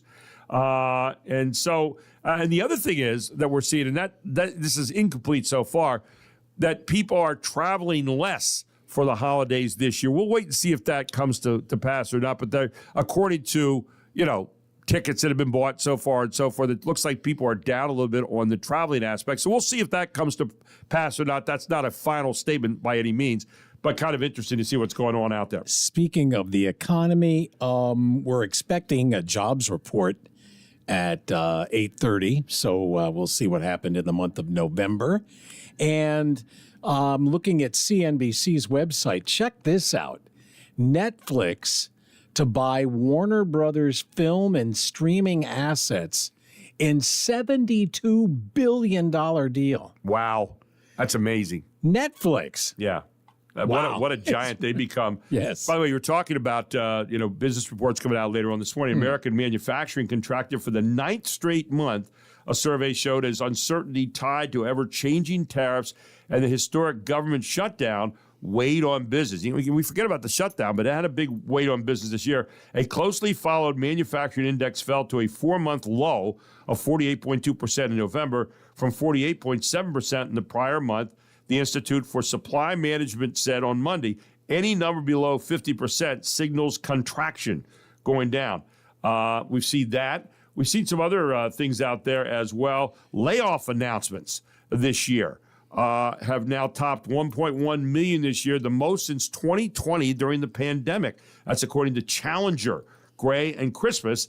They said layoff plans totaled 71,321 in November, a step down from the massive cuts announced in October. So the economic numbers, not what we'd like to see at this particular time of year right now. How about a better story, feel-good story? Okay, we like that. This one is about and we know we love dogs and we love our pets. Sadie, a black Labrador retriever. Is it coming up? Let's try that again. Sadie, a black Labrador retriever mix, was swept out to sea by a rip current near the home where her owners are staying in San Diego for a football game. And officials are crediting her Apple AirTag with helping her safe return. As her owners are tracking her down, narrowing her to the coast, surfers in Ocean Beach alerted lifeguards that a dog was struggling in the water after being swept out in the rip current near the jetty. They allocated 10 minutes to find the dog, and they were about to call the search off when they saw something in the water and realized it was her. Sadie later returned to her grateful owners. Sue Guzman, Fox News. Think about that. The dog got swept out, had an Apple tag on it. They used that to alert. All in the space of 15 minutes. I know. It's just amazing what you can do anymore. I did see some news you might have missed, Mark. Oh. Yeah, some news you might have missed. William and Kate, Prince William and his wife, Kate, will skip Christmas lunch with King Charles due to family tension. Ooh. And also, have you ever tried English food? I did. That's true. No, English food, I actually like it. Bangers and mash. Yeah, Fish and chips. Steak pie. Eel. Experts say once the human body hits age 75, it can no longer easily recover from injury, which is why Aaron Rodgers should retire next season. Okay, he's been around way too long. Terrible. A dog in Oklahoma set a record with a 7-inch tongue. Wow. The dog also set a record for the world's cleanest. Well, no, we won't talk about. Yeah. New York. I won't complete that. New York Fashion. Do you like that? New York Fashion Week will go fur free. It's the biggest win for animal activists since they got Steve Harvey to free the bear above his lip. Let's see what else. Google has released its year-end search data, and for the 30th year in a row, the number one search is porn. I know. Let's see what else we have. Let's see. Khloe Kardashian sleeps with the lights on because she's scared of ghosts. Oh. When Kim has the lights on in bed, it's because she's filming. No, come on. Come on. No, you shut up. Anyway, let's see. Jada Pinkett Smith allegedly threatened to shoot a friend of her husband. Ooh. It's just me, or could this family benefit from some anger management? I don't know. Really? Isn't that the truth? Yeah, when Will punched out Yes. Chris Rock. And, come on. The Los Angeles Clippers dumped Chris Paul in the middle of the night. Well handled, responded team president Lane Kiffin. Really. Yeah, there you go. And there's talk that President Trump might attend John Cena's WWE retirement match. Cena's catchphrase is, "You can't see me while Trump is. I can't stay awake." I know.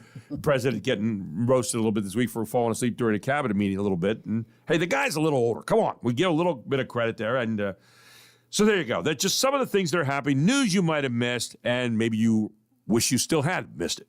Anyway, we'll take a break. We'll come back. Dr. Nick Pantelidis joins us here as he takes a look at the world through his eyes on a Friday morning. Always interesting here on the Gary Sutton Show, the Main Street of York on WOYK. Back with more right after this.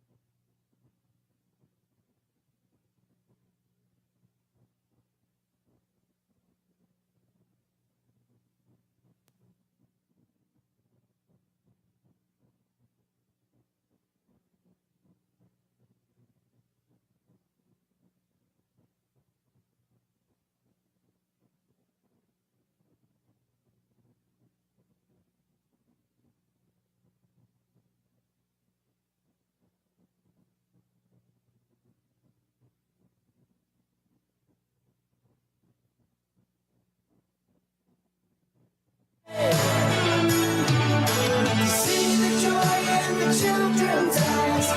The way that the old folks smile says that Christmas will never go away. Yeah, this is the song that Dr. Etienne said was his favorite song. So, Dr. Etienne, this one's for you. Yeah. It's a good song. Brian Adams sang that, which was the only bad part Christmas about it. time. But Christmas time. It's Christmas time. And Dr. Etienne said he gets goosebumps when he, thinks of that song. So there you go, just for Dr. Etienne today. By the way, you can check out Bright Nights York. It's going on tonight. Oh, yeah. 5:30 it all gets started. BrightNightsYork.com. Get in there and check out about the 3 million lights in county. It's beautiful out here at nighttime, and we want you to get on out here. Don't forget to also go to AvalancheExpress.com/Gary for your very special, for every $59 pass and up that you buy, you get $10 to Noni's Table. Go to AvalancheExpress.com/Gary. We got radio on this weekend here on WOYK. Tomorrow, York College women's basketball versus Newman. That's going to be at 12:45. Darryl will be on that one. And then men's basketball right after that against Delaware Valley at 3 p.m. And they'll have a special moment of silence for Scott Geis, the sports information director for 30 years at York College, who just passed away recently after fighting an illness for a while. And Scott, a good friend, a good guy. Okay, so that's going to be happening tomorrow. All here. You can head on out to York College tomorrow, watch the games. Great basketball. They're undefeated right now. The men are, and the women are playing some really good basketball as well. So all of that straight ahead tomorrow here on WOYK. But this hour being brought to you by Regis Glen Country Club. Check them out at regisglen.com. Affordable country club membership like you have never seen before. And this is not like some glittering generality. I'm telling you the truth. I've been a member there since 2001. I've never seen prices like this to be a member of a country club, and all kinds of great activities out there, a wonderful golf course, a great pool, a great place to eat at the fairway table. They've got some of the best service and best food you're ever going to have. You can even stop by and join them at the back of the pro shop at the 19th hole. Sit down over a friendly drink with a friend, and they like to build fires outside. People sit around those now and then. They got pickleball courts, tennis courts. They've got bocce courts that are lighted. And they've got activities galore there all the time. Call today at 717-747-1919 and arrange a visit with them. Ask them about it. They'll also send you materials for the membership, different kinds of membership, and they are low.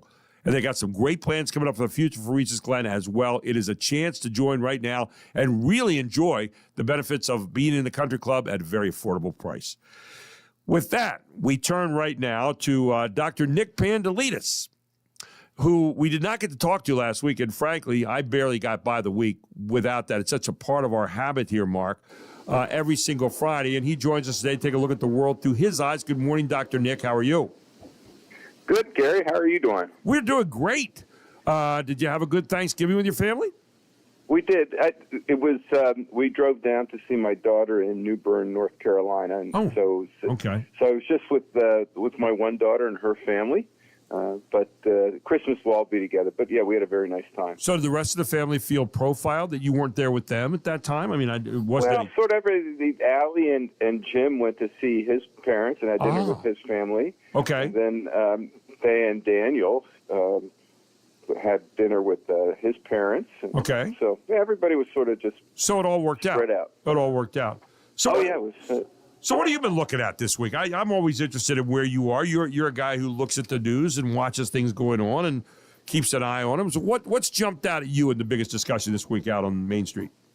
Well, they're still talking a lot about what to do about the expiring Obamacare subsidies. Yeah. And we're waiting for the Republicans to come back with a proposal, some plans. You know, it's interesting. You know, when Obama, I think both when Obama and until later, to some extent, Biden became presidents, I mean, they had a package ready to go. I mean, President Trump certainly had some ideas on other things that he's done and moved on right away. But the healthcare thing is so big that it's sort of disappointing that they didn't have something ready to go.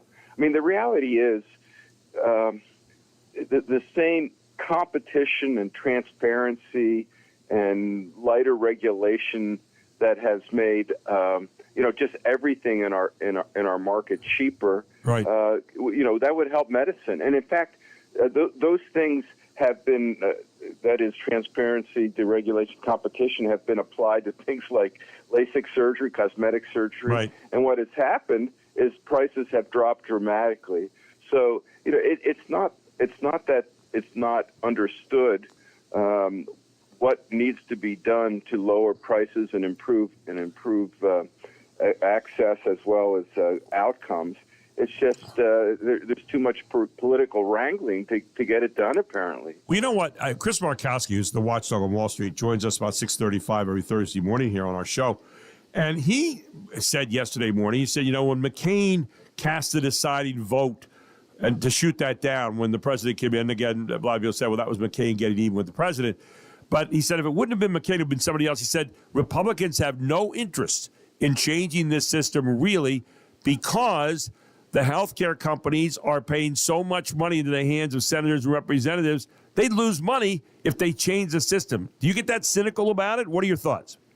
Well, I think I certainly think that there is a component of that, but I also think there's just dysfunction. Everybody has their little own area they want to protect. But just simple things like allowing people to buy insurance policies that best fits their needs. That is, only the coverages that they need. Allowing people to buy insurance across state lines, which is increase the supply and therefore the competition. And with regard to the people that need help, people that are currently in Medicaid, which they say, we were providing the poor with Medicaid with health insurance. I mean, they have terrible access because Medicaid pays so poorly, and many doctors don't take it, and wait lists become very long. Right. And one of the things that has been talked about for Medicaid and even for Medicare is to do premium support. That is, rather than having a defined benefit program, to have a defined contribution program where the person is given a certain amount of money to buy their insurance policies. Then the insurance companies would compete to offer a policy. Those competitive bids would be publicly known by the governor, and the governor would pick say the second lowest bid and say, okay, this is how much money you get to buy your policy, and then the person would choose a policy. And if they picked one that was more expensive with better coverages or better benefits, it's on them. It would be on them. And if they pick something cheaper, they get the extra money and they can put it in a health savings account. This has been tried in other countries, and it works. And it's not surprising it works. I mean, competition, the companies will compete, for those dollars. But right now, the whole system, as you alluded to, there are incumbents who control the system and benefit, and they lobby and pay, legislators lots of money. Well, there's so many pieces that go into what you just said because the government doesn't trust us to make our own decisions, okay? The government wants to be involved with the healthcare system, but when they are, it's not affordable. You don't have competitiveness there. And so what you have now is you have a situation that's unaffordable. Again, you want these subsidies passed, so it makes it camouflages the fact that it's not affordable, and it makes it at least a little bit less unaffordable. The Republicans can't come up with a plan to juxtapose to that. They're taking a bath over it because there's a lot of people now. I just read a poll this morning in Politico. Trump's own voters are beginning to blame him for the affordability crisis, and people are saying, continue to say affordability is out of control, and they place responsibility on him. That's according to a Politico poll. Now, again, that's just one poll, but the point is people are going to look in political terms next year when it comes to midterms and saying, who's to blame for unaffordability? That's what kind of swept President Trump in with the inflation numbers. And guess what? It could also sweep out the Republicans and make President Trump a little less ineffective for the last 2 years. And so you got all these things swirling around right now, but it all comes back down to the idea of, do they really care about making America more affordable for the consumer and for the constituent, right? Right. I mean, ultimately, there are so many competing interests, and it clearly the primary thing in Congress is not to legislate, not to promote laws and policies that are consistent with our long-standing and successful history of free markets. But it has just become so controlled by lobbyists and big interests. You know, what you just said is kind of the most ironic statement of the year. A lot of competing interests, but by a lot of interests who don't want anybody to be able to compete with them, right? Isn't that kind of what's happening? And so, you see these people coming in and saying, we don't want anybody to compete with us. And yet, if you go out in the market where competing interests can take place in a fair and equal way across the marketplace, guess what? The animal spirits get unleashed, and we have a little bit better system in the long run. And that's what bothers me right now. I think it's a great point that you make this morning.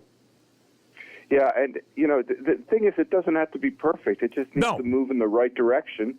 And then, because it's always, in general, it's a bad idea to make lots of broad policy changes and try to fix everything at once, because there'll be unintended consequences. But just look at it. Okay, this is one thing we can do. So the premium support is a great thing. We already. I don't know if you ever use GoodRx, which is just I do. Yeah, and I think now Amazon essentially is providing prescription drugs. Mark Cuban has a big program doing the same.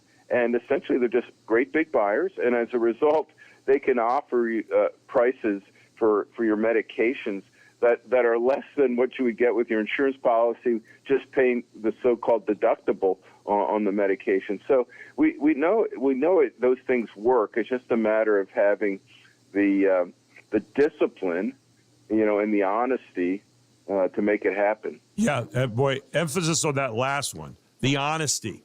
And maybe even the smarts. I think Republicans right now, because they have not come up with a plan juxtaposed to the Affordable Care Act, which is not affordable, but they don't have a plan that says, here's what we have that's more affordable. And the fact that all of them are not willing to try to get prices down right now. That's really what they should be working toward, is getting prices down.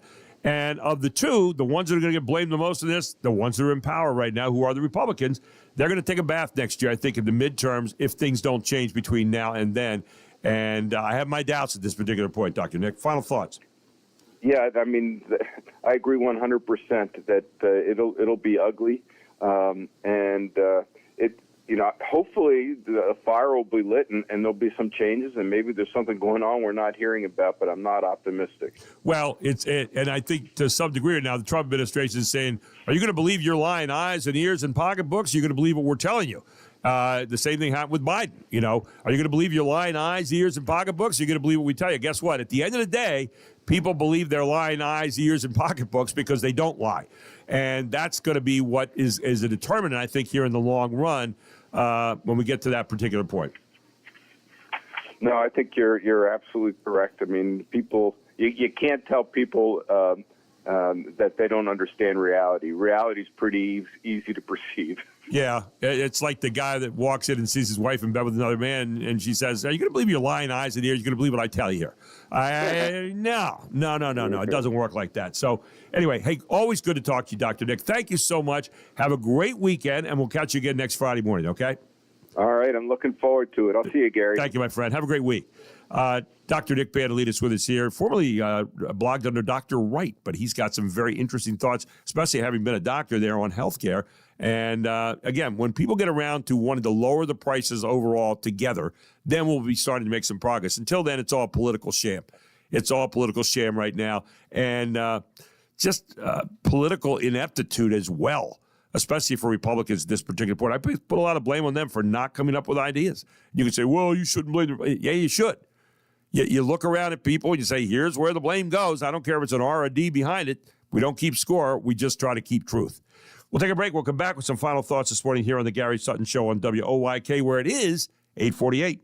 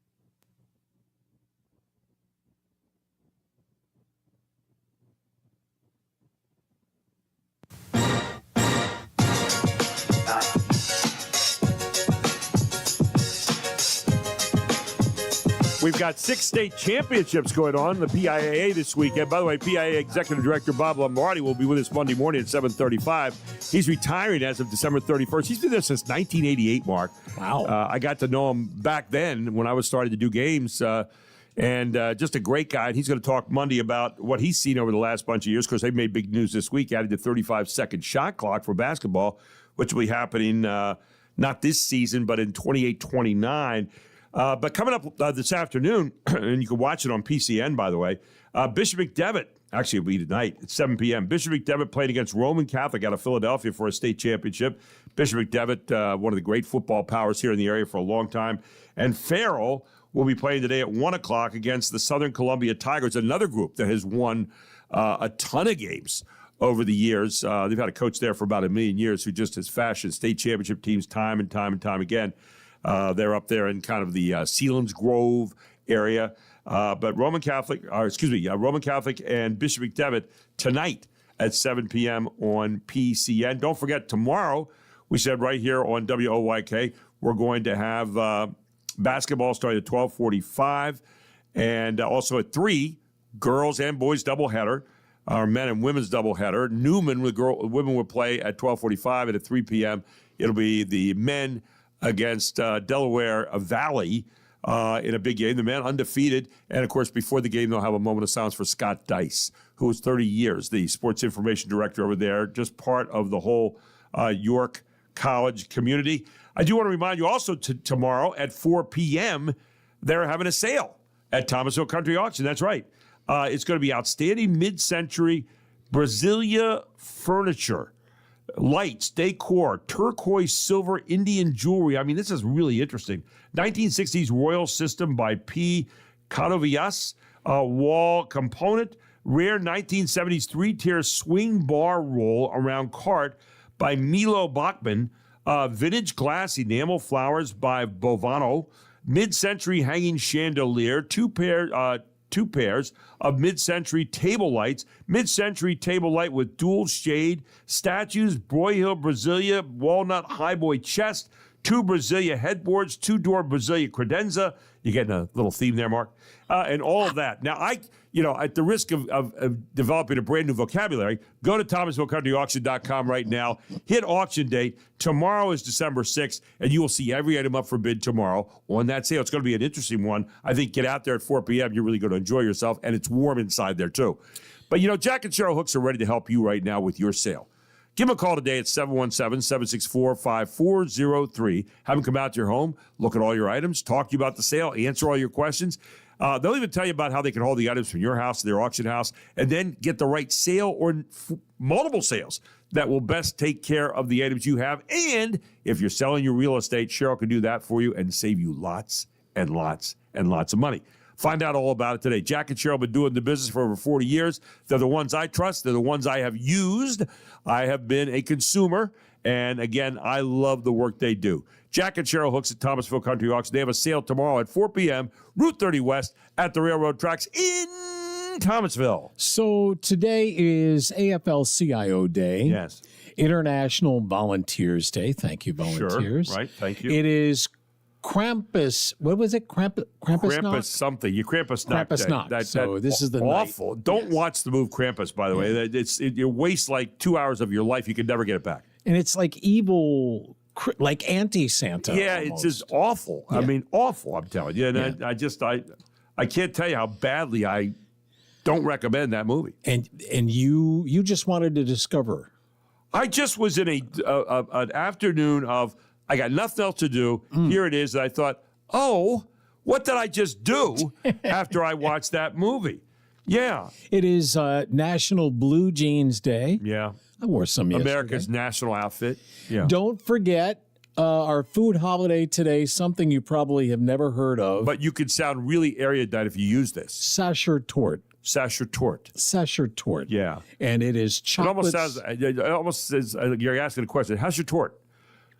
It sounds bad when you say that. Yes. How's your tort? But it's a chocolate. I have a rash. Sponge cake covered with chocolate glaze. I like how when you forge ahead. It's just like chocolate. Well, Sacher Tort. Yes, Sacher Tort. So when you go up to the bar today with somebody or you go to happy hour, say, are you having any Sacher Tort during Christmas? There you go. And they'll say, I don't know. How many different kinds are there? You will sound erudite. Yes. And you can say, well, Mark and Gary were talking about this for Exactly. you. And they'll say, well, that takes care of that. Something else so that's one thing you probably didn't know. No. Here's another. The Powerball tomorrow, $820 million. Yeah. Drawing Saturday night. And the other thing we learned about today was the origins of the red kettle. Fox Facts. 'Tis the season for those unmistakable red kettles, a holiday sight that actually started with a crab pot. In 1891, Salvation Army Captain Joseph McPhee wanted to serve Christmas dinner to poverty-stricken families in San Francisco. So he set an iron crab pot on a pier with a sign reading, "Keep the pot boiling." The idea caught on fast. Shoppers dropped in coins, and McPhee raised enough to feed everyone he hoped to help. Other Salvation Army posts followed, and within a few years, the kettle concept spread up and down the West Coast and then across the country. By the early 1900s, red kettles were outside stores nationwide. Today, volunteers ring bells in every state, and the campaign raises hundreds of millions for food programs, shelters, and disaster relief. A crab pot that grew into one of America's enduring holiday traditions. Matt Murphy, Fox News. And a great story there. And I want to remind you, if you want a great gift for the holidays right now, how about the gift of a country club membership? Yeah, you haven't thought about that? Well, I'll tell you what, it's as affordable right now as it's ever going to get at Regents Glen Country Club, where they've got the fairway table, great restaurant, wonderful golf. They've got amenities out there, bocce courts. They've got pickleball courts. They got tennis courts. They've got a workout center. They've got it all for you right now, and activities galore and a lot of great people to be around. I've been a member there since 2001, my wife and I, and we were even married there. That's how much we love it. But find out about it today. Ladies and gentlemen, it's a great gift for the holidays, something really unusual, something different, and something that will have a lot of value. RegentsGlen.com is where you go, or give them a call at 717-747-1919. Ask for a membership packet or a tour. They'll be glad to help you.